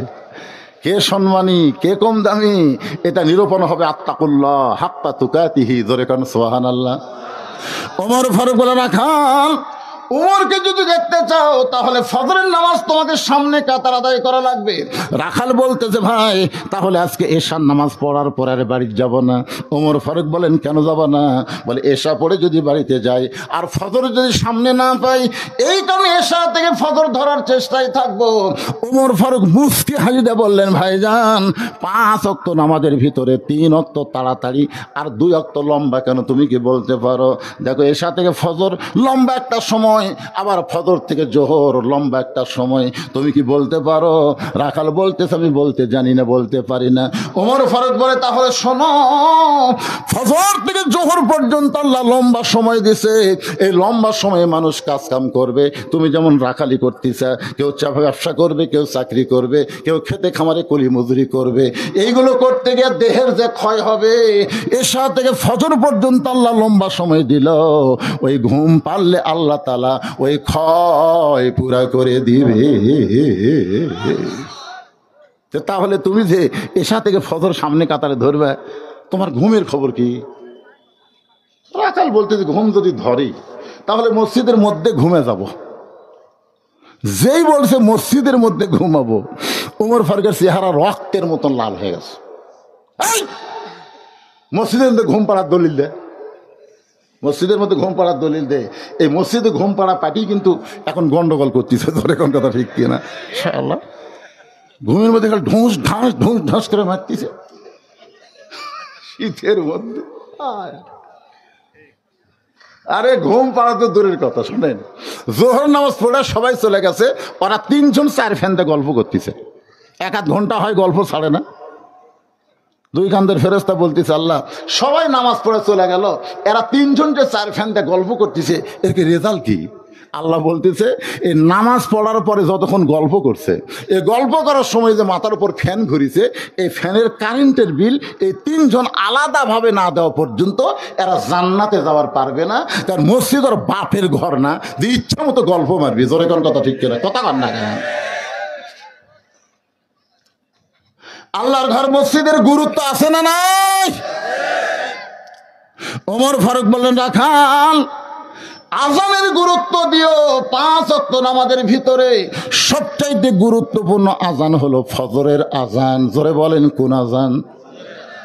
কেরে যুবকেরা ফজরের আজান শুনবার পাও?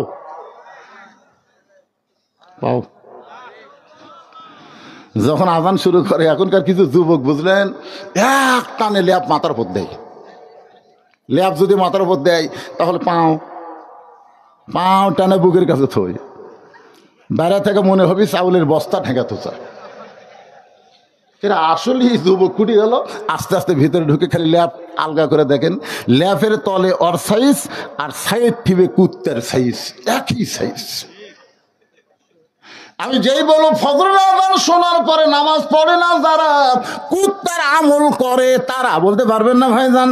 ফজরের আযান শুনে নামাজ পড়ে না যারা, কুত্তার আমল। সবাই বলতেছেন না কেন? তার মানে আজকেও মিস করবেন। ফজরের নামাজ বাদ দিয়ে ঘুম পাড়ে যারা, আপনারা বলবেন কুত্তার আমল করে তারা। ফজরের নামাজ বাদ দিয়ে ঘুম পাড়ে যারা, এ ওয়াজটা করছিলাম নাটোর লালপুরে। ফজরের নামাজ বাদ দিয়ে ঘুম পাড়ে যারা, কুত্তার আমল করে তারা। এ ওয়াজ কেবল শেষ করতে 4-5টা কুত্তে দৌড়াচ্ছে। আমি যেই শুরু করতে কুত্তে, মানে আজান দিলে মুয়াজ্জিনকে যেরকম কুত্তে ধরে ঠিক একই অবস্থা। আমি বলি কে? সঙ্গে সঙ্গে আল্লাহর কোরআন আমাকে বলতেছে সুম্মা রাদাদনাহু আসফালা সাফিলিন। বক্তা স্লোগান পাল্টা। আমি সঙ্গে সঙ্গে বললাম ফজরের নামাজ বাদ দিয়ে ঘুম পাড়ে যারা, কুত্তার চাইতেও খারাপ তারা। যেই বলছি কুত্তার চাইতেও খারাপ, সঙ্গে সঙ্গে 4টা কুত্তা চলে গেছে।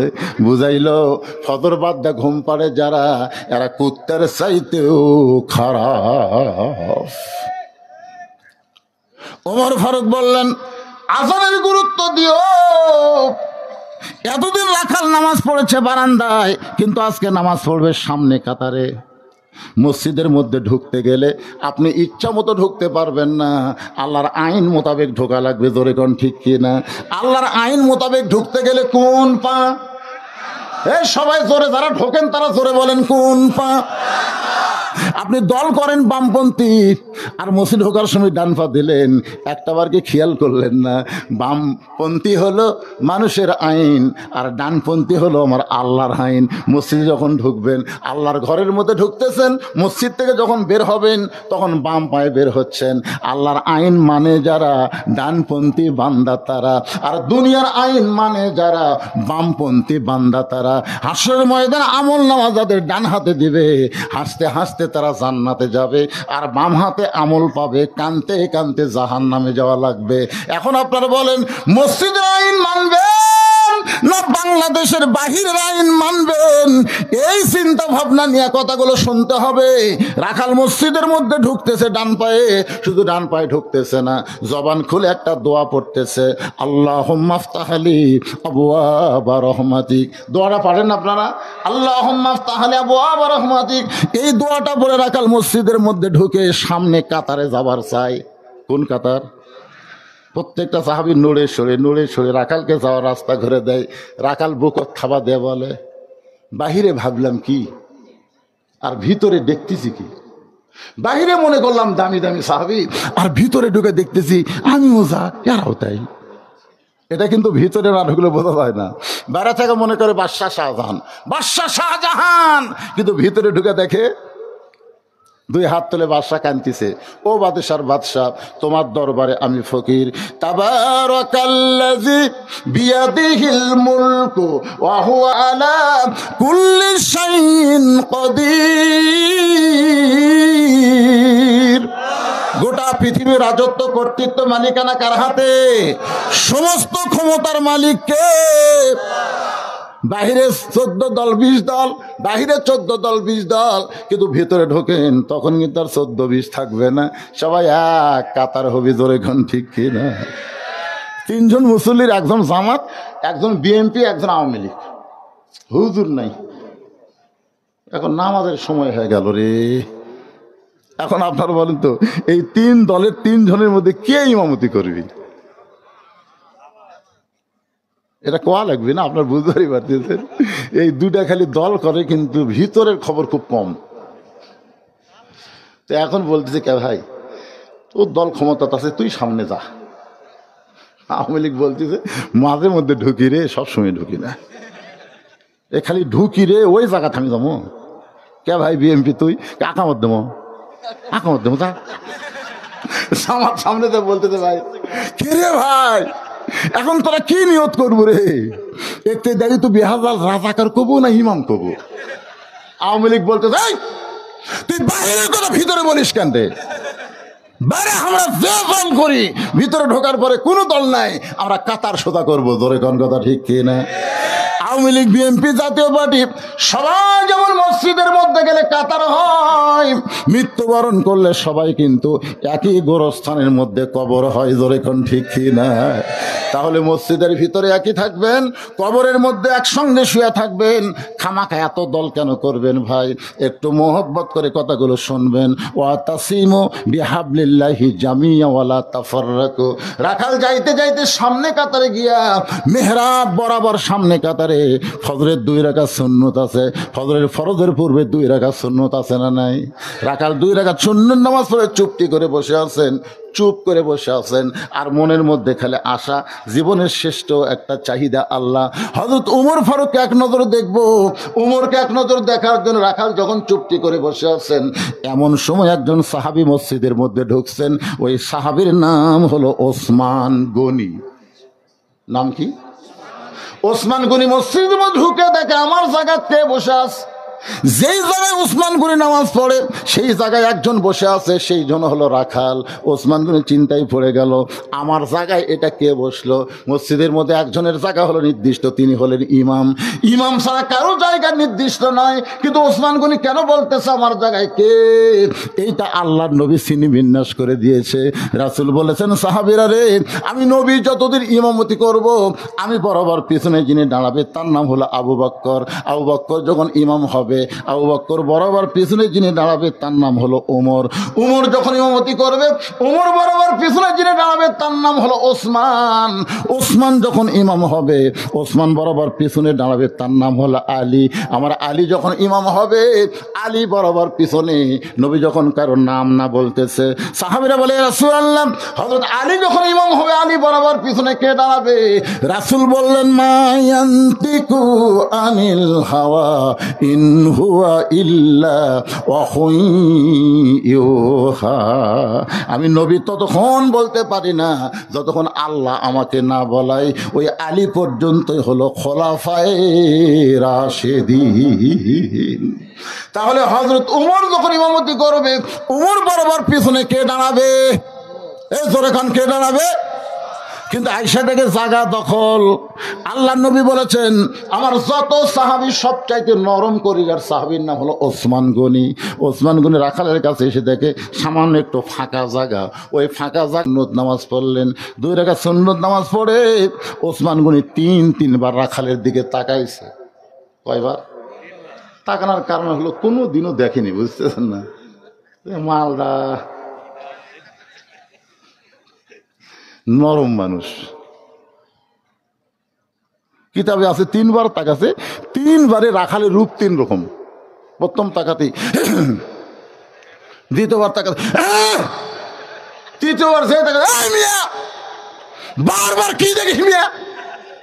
মূর্খ মানুষের দিকে আপনি খালি তাকান, দেখেন এরা গরম হয়ে যাবে। ওসমান গনি ভয়ে লাফ দিয়ে উঠছে। লাভ দুটো বলতে ভাইজান শুধুমাত্র 3বার তাকাইলাম, তুমি এত গরম হইলা, এত গরম হওয়ার পিছনে কারণ কি? তোমার পরিচয়?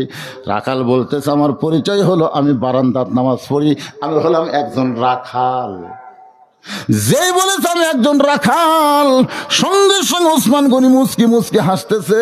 মুচকি মুচকি হাসার কারণ হলো রাখালি যারা করবে তাদের ভাষা নরম হলে চলবে না, রাখালদের ভাষা গরম হওয়া লাগবে। ধরে কোন ঠিক কিনা? আল্লাহ রাসূল বলেছেন, প্রত্যেকটা অভিভাবককে আল্লাহ তাআলা রাখালের দায়িত্ব দিয়ে দুনিয়াতে প্রেরণ করেছে। প্রত্যেকটা অভিভাবককে আল্লাহ তাআলা রাখালের দায়িত্ব দিয়ে প্রেরণ করেছে। এখন আপনি যদি বাড়ির অভিভাবক হন, আপনাকে রাখালি করা লাগবে। হয়তো বলবেন, হুজুর আমার তো গরু ছাগল নাই, আমি তাহলে কার রাখালি করব?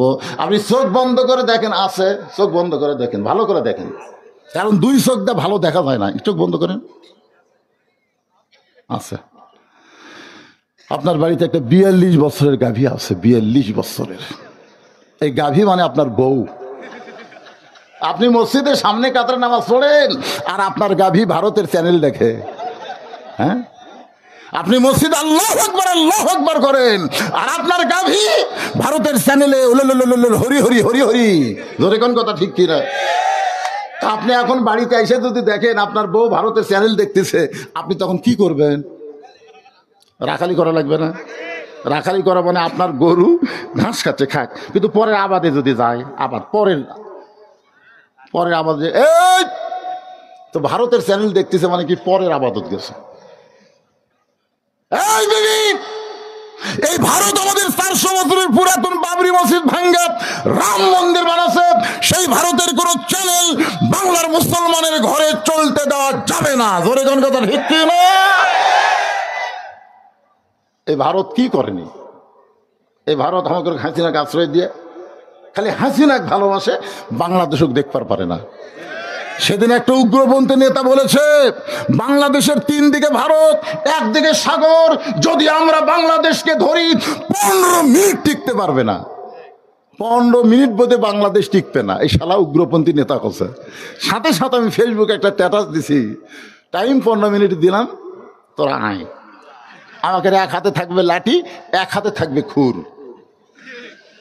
লাঠি দিয়ে বাড়ি দেবো আর খুর দিয়ে কাটিয়া পোলটা দেবো। কলমা পড়ে মুসলমান হবো। জোরে কোন কথা ঠিক কিনা? কারণ তোরকে গৌর গোবিন্দর অবস্থা কি আর আমাকে শাহজালালের খবর কি? জোরে কোন কথা ঠিক কিনা? তাহলে এসে দেখবে ভগবানের দল, খালি ঢুকিয়ে দেখ। আমাকে আল্লাহর পাওয়ার থেকে হবো। আল্লাহ কাক কয় কি? কোন আল্লাহর পাওয়ার আছে না নাই? ওরা মনে করছে আমাদের হাতে অ্যাটম আছে। বাংলাদেশের কি আছে?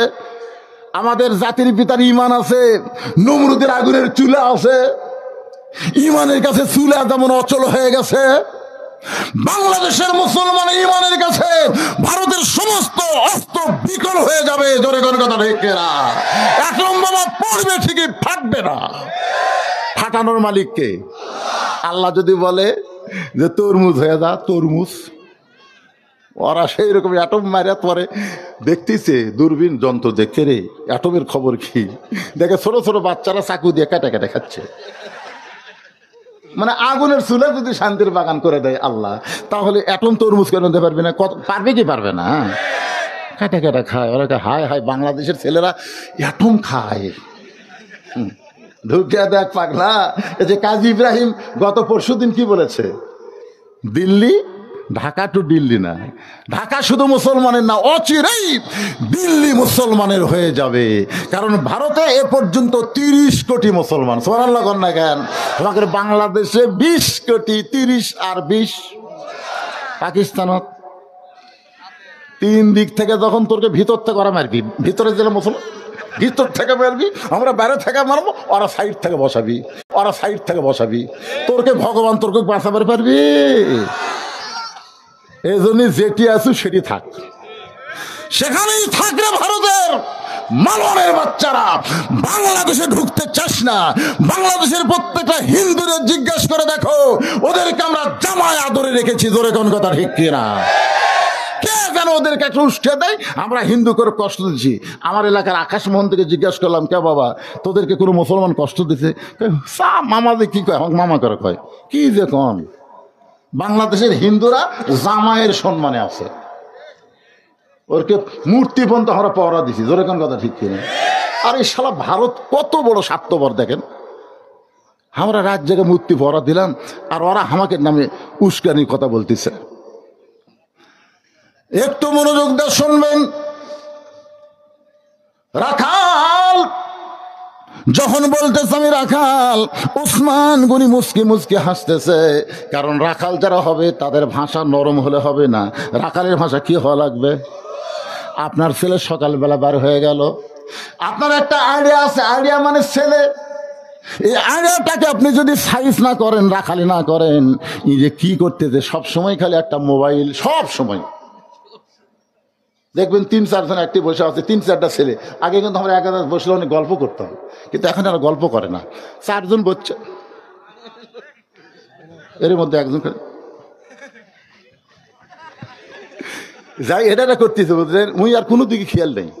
এরা 3 জন কিছুক্ষণ পর চলে গেছে। ওই রাস্তা দিয়ে একটা কুত্তা যাচ্ছে, কুত্তা কয় কে রে, এটা মানুষ না গাছের গোড়া? কুত্তা কিছুক্ষণ পিছনে খাড়া হয়ে আছে, না আমি লড়েও না ছড়েও না, এইভাবে বসে আছে, মানে ওর মন খালি এদিকে এদিকে, বুঝছেন? অন্য কোনো দিকে মন নাই। কুত্তা পুরো না গাছের গোড়া মনে করে ঠ্যাং তুলে মেরে দিছে ভাই। যে কুত্তা পেশাব করছে তখন আর হুঁশ হতে পারে, পিছনে ভিজে খা কি। তা আপনার আইডিয়া সারাদিন কি করতেছে? আপনি বাবা হিসাবে রাখালি করার দরকার আছে না নাই? জোরে কান আছে না নাই? জোরে কান আছে না নাই? 3টা পর্যন্ত আপনার ছেলে আর্জেন্টিনার খেলা দেখলো, 3টা পর্যন্ত। মেসি কিভাবে গোল করে, কিভাবে কেটে দেয়, কিভাবে, সব আপনার আইডিয়া বলতে পারে, কিন্তু ফজর আজানই শোনে না। রাসূল বলেছেন 7 বছর থেকে নামাজের তালিম দাও, 10 বছর থেকে জোর করে আপনার ছেলেকে নামাজ ধরাও। জোরে কোন কথা কন না কেন? আপনি বুড়া মানুষ সামনে কাতারে গিয়ে নামাজ পড়েন, আর আপনার ছেলে ল্যাব গরম করতেছে, আপনার রাখালির দরকার আছে না নাই? জোরে কোন আছে না নাই?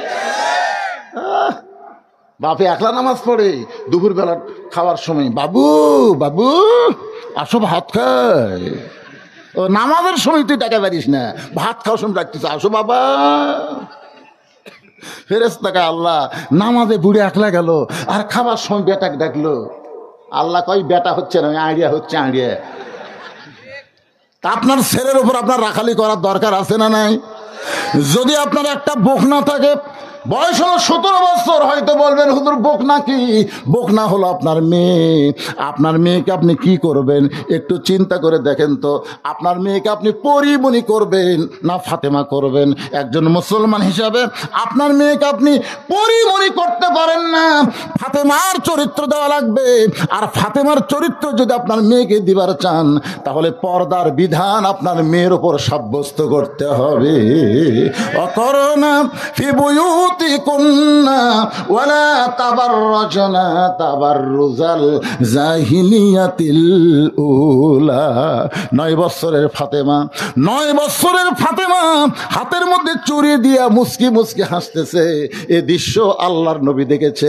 এখন বলেন তো, নবীর মেয়ে ফাতেমার ওপরে নবীর রাখালি করার দরকার আছে না নাই? আল্লাহ নবী ঘর থেকে বাইরে গেলেন, ফাতেমা চমকে গেল। সেই বাবা ঘরের মধ্যে ঢুকে আমাকে মা মা বলে আদর করে ডাকে, আর সেই বাবা কেন ঘর থেকে বাইরে যায়? বারান্দায় গিয়ে দেখে আল্লাহ নবীর চোখ পানিতে ভিজে গেছে, চোখের পানি গাল বেয়ে বেয়ে টপ টপ করে পড়তেছে। ফাতেমা 9 বছরের মেয়ে বাবার সামনে দাঁড়ায় বলে, বাবা, ও বাবা, কি দুঃখ আপনার মনে বাবা এমন করে কাঁদতেছেন? রাসূল বলে, ফাতেমা,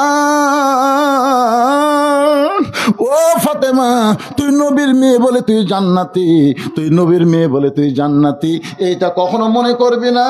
জান্নাতে যদি যাওয়ার চাও মা, জান্নাতের আমল করে তোমাকে জান্নাতে যেতে হবে।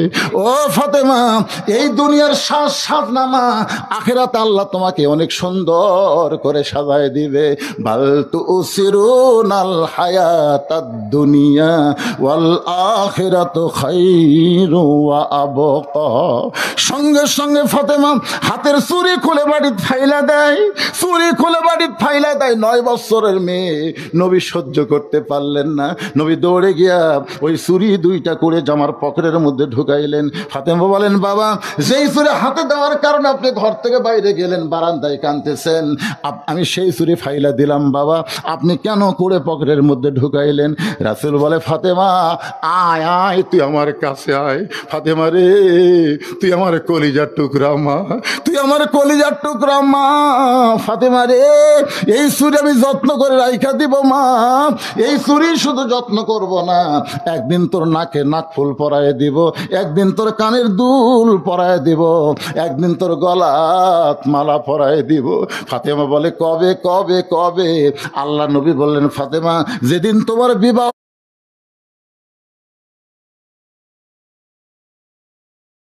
বললেন, ফাতেমা, যেদিন তোমার বিবাহ হবে।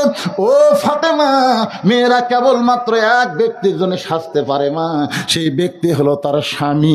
স্বামী ছাড়া অন্য কোনো পুরুষের জন্যে মেয়েরা কখনোই সাজতে পারবে না। আমার মায়েরা বোনেরা, পর্দার অন্তরে যারা বসে আছেন, একটু মনোযোগ দিয়ে শুনবেন না। আপনি যতই নামাজ পড়েন, যতই রোজা করেন, কোন আমল আল্লাহর দরবারে কবুল হবে না যতক্ষণ আপনি পুরোপুরি পর্দা না মানবেন। মেয়েদের 1 নম্বর নেক আমল হলো পর্দা।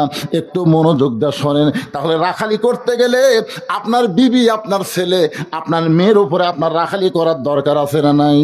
মাঝে মধ্যে গরম হওয়া লাগবে। ওসমান গনি মুচকি মুচকি হেসে রাখালের কাছে বসে বলতে, যে ভাইজান, কোনোদিন আপনাকে সামনে কাতারে দেখিনি ভাই, আজকে প্রথম দেখেছি বলে 3 বার তাকাইছি। জোরে কোন কয়বার? কোনোদিন দেখিনি ভাই। এইটা যে আমার জায়গা তা বলতেছে না। রাখাল যে জায়গা বসেছে ওরা কার জায়গা? কথা কয় না কেন? ওসমানের জায়গা নবী নির্দিষ্ট করে দিছে। ওসমান যখন সামনে যাবি ওই জায়গায় আইলি চান্স পাবি। কথাটা বুঝতেছেন না? এখন উমর চান্স আছে, ওসমান পিছনে চান্সে আছে। তো ওসমান মনে তো কভার পারে কে? তুই কি না, এটা বলতেছে না। এ কথা না বলে বলে, ভাইজান, আপনাকে দেখতেছি কোনোদিন দেখিনি। যে রাখাল বলতেছে, আমার কি ঠেকা, এই জায়গাতে আসা আমার কি ঠেকা? আমি বারান্দার নামাজ পড়ি রে, মজা আছে। বারান্দার নামাজ পড়লে মজা নাই। যারা বারান্দাত পড়ে এরা কিন্তু সামনে কখনই যাবি না, কারণ ওরা পরে এসে আগে যাবি। জোরে কোন কথা ঠিক কিনা? এরা হলো নামাজ চোরা। জোরে কোন কি চোরা? ফাওয়াই লুল্লিল মুসল্লিন। এরা শেষে আসবে, আগে যাবি। আমি বারান্দার নামাজ পড়ি ভাই, কিন্তু আজকে খালি দেখার জন্য যাচ্ছি। দেখা হলেই আর কাল থেকে এই জায়গা থেকে আসবো না। ওসমান গনি বললেন, ভাইজান, তোমার দেখা হবে তার গ্যারান্টি কি? তুমি আজকে দেখতে পাবে তার গ্যারান্টি কি? রাখাল বলতেছে, আমার চোখের পাওয়ার আছে, চোখ ভালো আছে, দেখতে পাবো না কেন? ওসমান গনি বলে, ভাইজান, কয়েক বছর হলে সামনে কাতারে নামাজ পড়ি, এখন পর্যন্ত আমার দেখা হয়নি। কয়েক বছর হলে সামনে কাতারে নামাজ পড়ি, এখন পর্যন্ত আমার দেখা হয়নি। রাখাল খালি বারবার ওসমান গনির চোখের দিকে তাকায়। দেখি দেখি আমার দিকে আসো তো। কি চোখ তো ভালোই দেখা যাচ্ছে, দেখা হয়নি কেন? ওসমান গনি যাকে দেখার কথা বলতেছেন তিনি হযরত ওমর না, তিনি হলেন নামাজের মালিক আল্লাহ। আল্লাহ রাসূল বলেছেন, আনতাবুদুল্লাহ কাআন্নাকা তারাহু ফাইন লাম তাকুন তারাহু ফাইন্নাহু ইয়ারাকা। যখন কোন আল্লাহর বান্দা নামাজের মধ্যে শামিল হবে,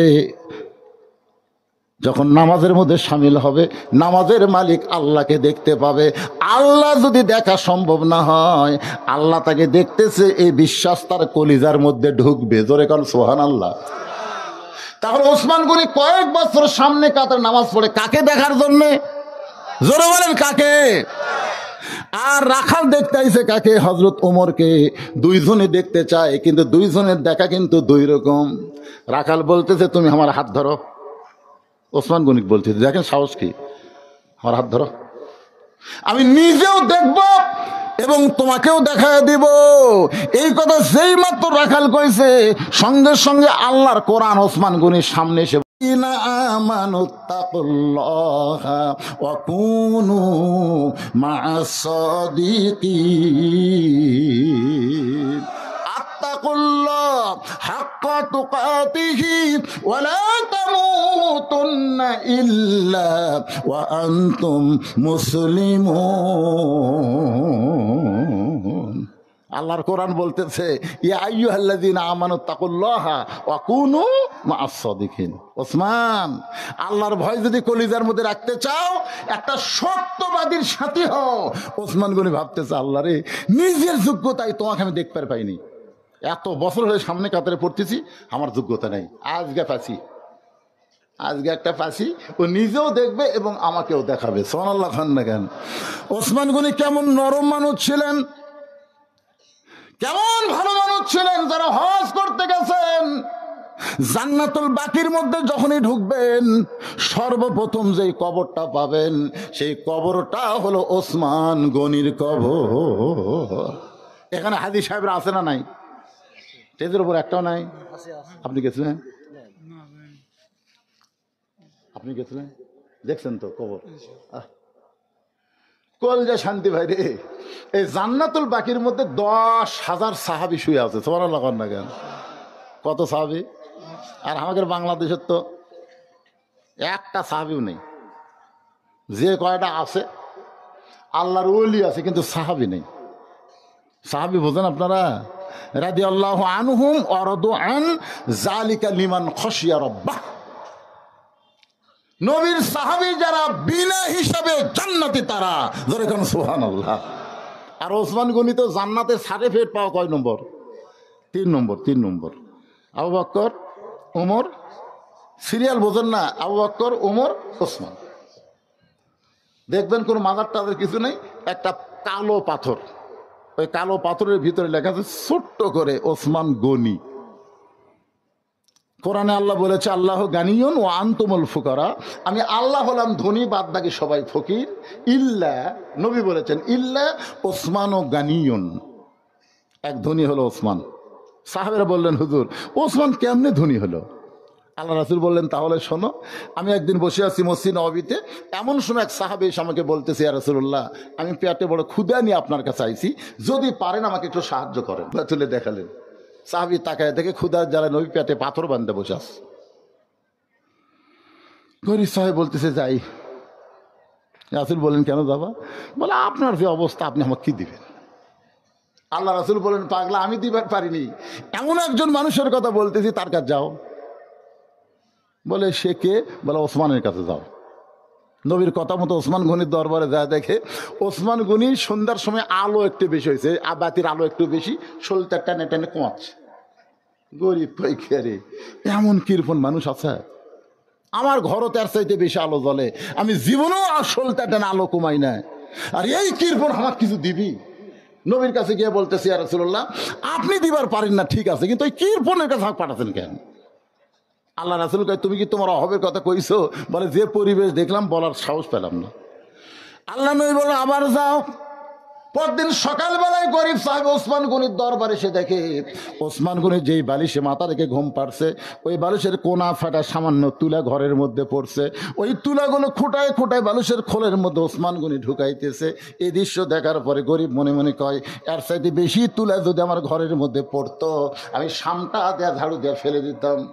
এই কৃপণ আমারে কি দিবে? নবীর কাছে গিয়ে বলে, রাসূলুল্লাহ আপনি দিবার পারবেন না, ঠিক আছে, এমন কৃপণের কাছে আমারে কেন পাঠাইলেন? রাসূল বলে, তুমি কি তোমার অভাবের কথা কইছো? বলে, পরিবেশ দেখে বলার সাহস পাইনি। নবী বলেন, আবার যাও। পরদিন সকালবেলায় গরিব সাহেব ওসমান গনির দরবারে এসে দেখে ওসমান গনি খালি গায়ে বসে আছে, গাওয়াত কোনো কাপড় নেই।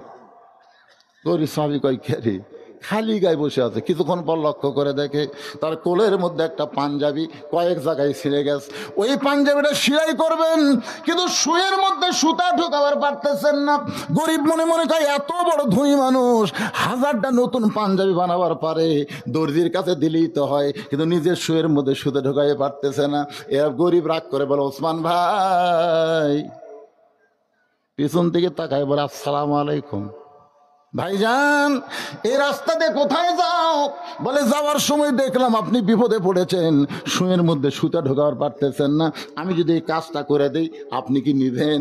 ওসমান বলতেছে, আলহামদুলিল্লাহ। যেই মাত্র শুয়ের মধ্যে গরিব সাহাবী সুতা ঢুকাই দিয়েছে, সঙ্গে সঙ্গে ওসমান গনি খপ করে ধরে বলতেছে, ভাই, আমার এই শুয়ের মধ্যে সুতা ঢুকাই দিয়া ছিঁড়া পাঞ্জাবি সেলাই করার সুযোগ করে দিলা, এর বিনিময়ে তুমি কি চাও? গরিব বলতে, হাতটা খালি ছাড়িয়ে দেন। কি চাও মানে? মনে মনে আমি জানি না তুই মালটা কি, বলে হাতটা খালি ছাড়া দেন। ওসমান গনি বলতেছে, ধরছি ধরছি, ছাড়ার জন্য না, আমার শুয়ের মধ্যে সুতা ঢুকাইয়া ছিঁড়া পাঞ্জাবি সেলাই করে দিলে এর বিনিময়ে তুমি কি চাও? গরিব বলতেছে, আমার হাতটা ছেড়ে দেন। ওসমান গনি ডাক দিলেন, ম্যানেজার। এবার ম্যানেজার দৌড়ে এসে বলে, হুজুর আমারে ডাকলেন কেন? বলে, আমার এই গরিব ভাই আমার শুয়ের মধ্যে সুতা ঢুকাই দিছে, এর বিনিময়ে তুমি 100টা উট ওরে দিয়ে দাও। গরিব বলে, হুজুর সামান্য শুয়ের মধ্যে সুতা ঢুকাইলে আপনি 100 উট দিবেন? ওসমান বলে, ম্যানেজার আমার এই ভাইকে তুমি 200 উট দিয়া দাও। গরিব বলে, হুজুর সামান্য শুয়ের মধ্যে সুতা ঢুকাইলাম, তার জন্য আপনি 200 উট দিবেন। ওসমান বলে, ম্যানেজার ওই ফার্মে কত উট আছে? বলে, 2000-এর বেশি হবে, সব আমার ভাইকে দিয়ে দাও। গরিব জোড়হাত করে বলতে, হুজুর আর বাড়াবেন না, আর বাড়াবেন না, সামান্য শুয়ের মধ্যে সুতা ঢুকাইলে আমার 2000 উট দিবেন। তাহলে পরপর 3 বার আমি কি দেখলাম? বলে, তুমি কি দেখছো ভাই? বলে, প্রথম দেখলাম আলো বেশি, বলে আলো কমাইলেন। মানুষ ফাইটার তুলা পড়ে গেছে, তুলা খোড়ায় মানুষের কোলের মধ্যে ঢুকাইলেন। তারপরে দেখলাম ছেলে পাঞ্জাবি সেলাই করবেন, শুয়ের মধ্যে সুতা ঢোকার পারতেছেন না।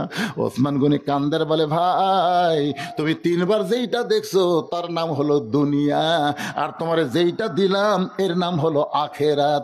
এই দুনিয়ার আলোর দরকার ওসমানের নাই, এই দুনিয়ার ভালো মানুষের দরকার ওসমানের নাই, ভালো পাঞ্জাবির দরকার ওসমানের নাই।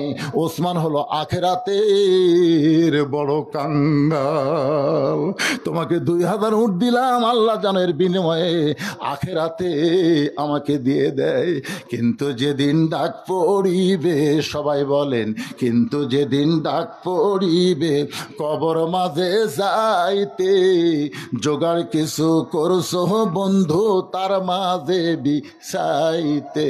ডানে কবর বামে কবর, ডানে কবর বামে কবর।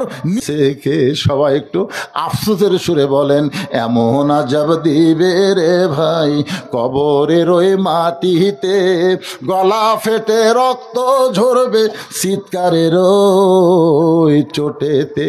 কিন্তু যেদিন ডাক পড়িবে, কিন্তু যেদিন, এই যেদিন কোন দিন? আখেরাতের দিন। আরে পাগলা, হয়তো এই সপ্তাহের মধ্যে ডাক পড়বে। হায় হায়, সব সময় 2 ভাই গল্প করে, অমুকের ফাঁসি হলো, অমুকের ফাঁসি হলো, অমুকের ফাঁসি হলো। আমার তাই, হুজুর কি করতেছেন আপনারা? ইসলামী আন্দোলনের নেতাকে যে হারে ফাঁসি হচ্ছে। আমি কই, পাগলা তুই অমুকের ফাঁসির চিন্তা করিস না, তোর মরার চিন্তা কর। এ ভাই আমি বলছি সকালবেলা, এ কথাটা কিন্তু আমি খুব গুরুত্ব দিয়ে বলিনি, এই বিকেল বেলায় শালা মরছে পারে। যাক বলছি তুই নিজের মরার চিন্তা কর, বিকালই মরিছে। আমার এলাকার একজন, আপনারা কি মনে করতেছেন এখান থেকে বাড়ি যাওয়ার কোনো গ্যারান্টি আছে? গোরস্থানের একটু মাটি বায়না করে রাখ, কখন যেন আসতে পারে তোমার মরণেরই ডাক। যাদের বাপ মা কবরে গেছে, দাদা দাদি কবরে গেছে, এই গোরস্থানে আপনারাও যাবেন। গোরস্থান উন্নয়ন কল্পে মাহফিল। আমি বাপ মা আত্মীয় স্বজন দাদাদির জন্য একটা করে কোরআন শরীফ বাবদ 500 টাকা করে টাকা আপনারা দিবেন।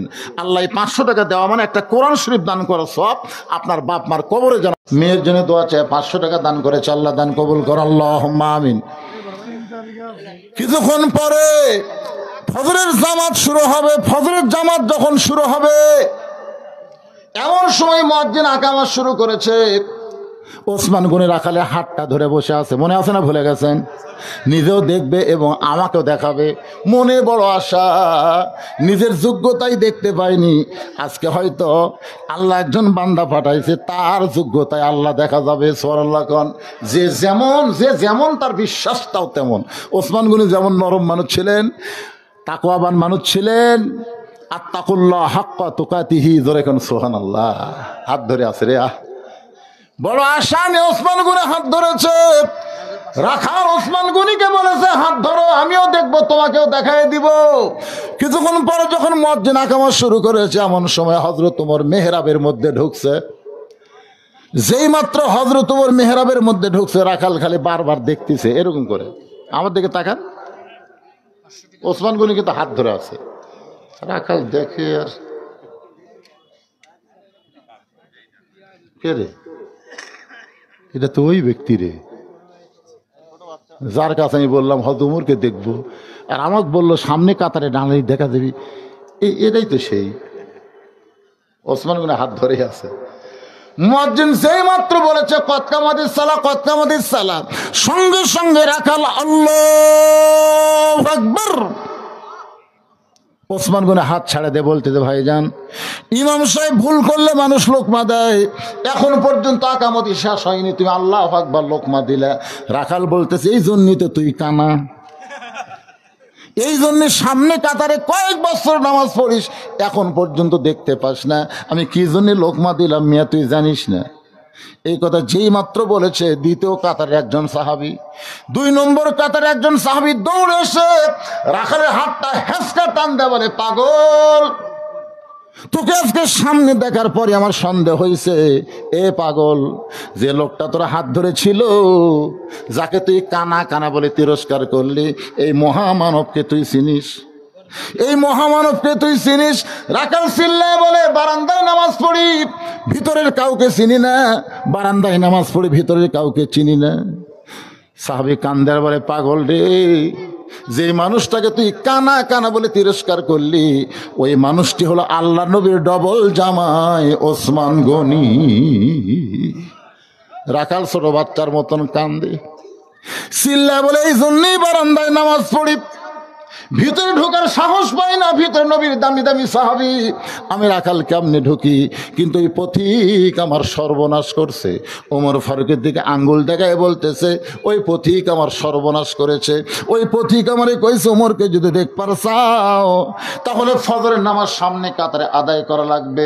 শুধুমাত্র হযরত ওমরকে দেখার জন্য ফজরের নামাজ সামনে কাতারে আদায় করতে আইছি, কিন্তু উমরকে দেখতে এসে যদি উমরের জায়গায় একজন পথিককে দেখতে পাই তাহলে তোমরাই বলো আমার লোকমা দেওয়া ছাড়া তো কোনো উপায় নাই, আমি আল্লাহু আকবার লোকমা দিয়া ওই পথিককে মেহরাব থেকে সরাই দিব, ওই জায়গায় হযরত ওমরকে আমি এক নজর দেখতে চাই। হাজার হাজার সাহাবীরা কান্দে, মসজিদে নববীর হাজার হাজার সাহাবীরা কান্দে। সমস্ত সাহাবী যখন কাঁদতেছে, রাখাল চিল্লায় বলে বারান্দায় নামাজ পড়া ভালো, এই ভিতরে কেন কান্দা কান্দি শুরু হয়ে গেল? ওসমান গনি বলে রাখাল ভাই, ভিতরে কান্দার কারণ হলো তুমি যারে পথিক পথিক বলতেছ তিনি হলেন হযরত ওমর। গাছের গোড়া কাটলে গাছটা যেমন ঠাস করে পড়ে যায়, রাখাল তেমনি মেহরাবের মধ্যে পড়ে কাটা মুরগির মতন ছটফট করে। ইয়া আমিরাল মুমিনিন, আমি আপনাকে তওবা পড়াইছি, আমি আপনাকে মুনাফিক কইছি, আমি আপনাকে ভণ্ড কইছি, অধম রাখালকে আপনি কিছুই বলেন নাই। সঙ্গে সঙ্গে হযরত ওমর ওই পড়ে যাওয়া রাখালকে এক টানে বুকের মধ্যে নিয়ে কবল একটা চুমু দিয়ে বলতেছে আত্তাকুল্লাহ হাক্কা তুকাতিহি ওয়া লা তামুতুন্না ইল্লা ওয়া আনতুম মুসলিমুন। রাখাল রে, তোর এত কথা হজম করার পিছনে একটাই মাত্র কারণ, আমি আল্লাহর তাকওয়া, আল্লাহর ভয় তোর মধ্যে দেখতে গিয়া আল্লাহর গোটা কোরআন তোর ভিতরে দেখতে পেয়েছি। শুধুমাত্র আত্তাকুল্লাহ হাক্কা তুকাতি দেখার জন্যে আমি এত কিছু হজম করেছি। রাখাল ভাই, দুনিয়াতে যখন কোরআন দিয়ে চলবে দুনিয়া, তখন প্রত্যেকটা মানুষ কাগজের কোরআনকে নিজের আমলের মধ্যে যখন সামিল করে নিবে, তখনই প্রকৃত আল্লাহর ভয় মানুষের কলিজার মধ্যে চলে আসবে। মানুষের তৈরি আইন দেওয়া সম্ভব না। আত্তাকুল্লাহ অর্জন করতে গেলে আল্লাহর কোরআনের আইন লাগবে। ধরে কোন কথা ঠিক কিনা ভাইজান? এই জন্য আমরা বহু দেখা দেখেছি, শেষে একটা দেখা আমরা দেখতে চাই, আগামীতে বাংলাদেশে যেন আল্লাহর কোরআনের বিজয় দেখতে পাই। সবাই কোন রাজি আছেন? কারা কারা দুই হাত তুলে একটু আল্লাহকে দেখান তো। লিল্লাহি তাকবীর। আল কোরআনের আলো সংসদে জালো, কোরআন হাদিস যেখানে, দুনিয়ার মুসলমান। লিল্লাহি তাকবীর। আল্লাহ আমাদের দেখার তৌফিক দেখ, সকলে বলে আমিন। সবাই বসেন, যারা দাঁড়িয়ে আছেন সবাই বসেন, দোয়া হবে। মা বোনদের ভিতর থেকে ব্যাগ আসে না, এখন ব্যাগ হামি যায় শরীর না, একসেপ্ট করবি। সে কে আদায় করতেছে যাওয়া লাগবে তো। মেয়েরা তোর এখানে টাকার ব্যাগ নিয়ে আসবে। হ্যাঁ মায়েরা, আপনারা দান করবেন। মা, ইসলামকে সবচাইতে স্বাবলম্বী করেছে মহিলার দান। সেই মহিলার নাম কি? খাদিজাতুল কুবরা। সবচাইতে বেশি দান ইসলামের উপকার আইছে মহিলা, তার নাম হলো খাদিজাতুল কুবরা। আমার মায়েরা যারা আছেন তারাও ওই খাদিজার সাথে যেন আল্লাহ জান্নাত দেয়, ফাতেমার সাথে আল্লাহ যেন জান্নাত দেয়। মায়েদেরকে বলবো, আপনাদের মনও বড়। বাপ মা যাদের কবরে গেছে, আমার সেই মায়েরা বাপ মা রুহের মাগফিরাতে দান করবেন। বিশ্বস্ত মহিলারা আপনাদের মধ্যে টাকা তুলতেছে। আল্লাহর একজন বান্দা 4টা কোরআন শরীফ বাবদ 2000 টাকা দান করেছে, আল্লাহ দান কবুল করেন। আপেল বিশ্বাস 4টা কোরআন শরীফ বাবদ 2000 টাকা দান করেছে, আল্লাহ কবুল করে। 2টা নগদ কোরআন শরীফ দিয়ে দিয়েছে, আলহামদুলিল্লাহ। যে নিয়তে দান করছে আল্লাহ নেক নিয়ত নিকাশা পুরা করেন। আল্লাহ কে দিল এটা? আমার ভাইজান 4টা কোরআন শরীফ বাবদ 2000 টাকা দান করেছে, আল্লাহ কবুল করেন। আর একজন 2টা কোরআন শরীফ বাবদ 1000 টাকা দান করেছে, আল্লাহ আজকের দানগুলো কোরআন শরীফ বাবদ কবুল করেন। সবচাইতে বড় দান আল্লাহ রাস্তায় একটা কোরআন, আর সেই কোরআনটা আপনি দান করতেছেন, বাপ মার কবরকে আল্লাহ যেন জান্নাতের টুকরা বানায় দেয়। জোরে কান আমিন। সবাই দোয়া পড়েন। আল্লাহুম্মা, সবাই দোয়া পড়েন। যে কোনো দোয়া আপনাদের কাছে যেটা সহজ। এর নাম হলো দোয়া ইনুস। নাম কি? দোয়া ইনুস। একটা আপেল দিয়েছেন, আকফুল দিয়েছে আমার মা, যে নিয়তে দান করছে আল্লাহ কবুল করেন। আল্লাহুম্মা সাল্লি আলা মুহাম্মদ, আল্লাহুম্মা বারিক আলা মুহাম্মদ, আল্লাহুম্মা সাল্লি আলা সাইয়্যিদিনা মুহাম্মদ। 3 বার সূরা ইখলাস পড়েন, এক খতম ফজিলতের সওয়াব আল্লাহ দান করবে।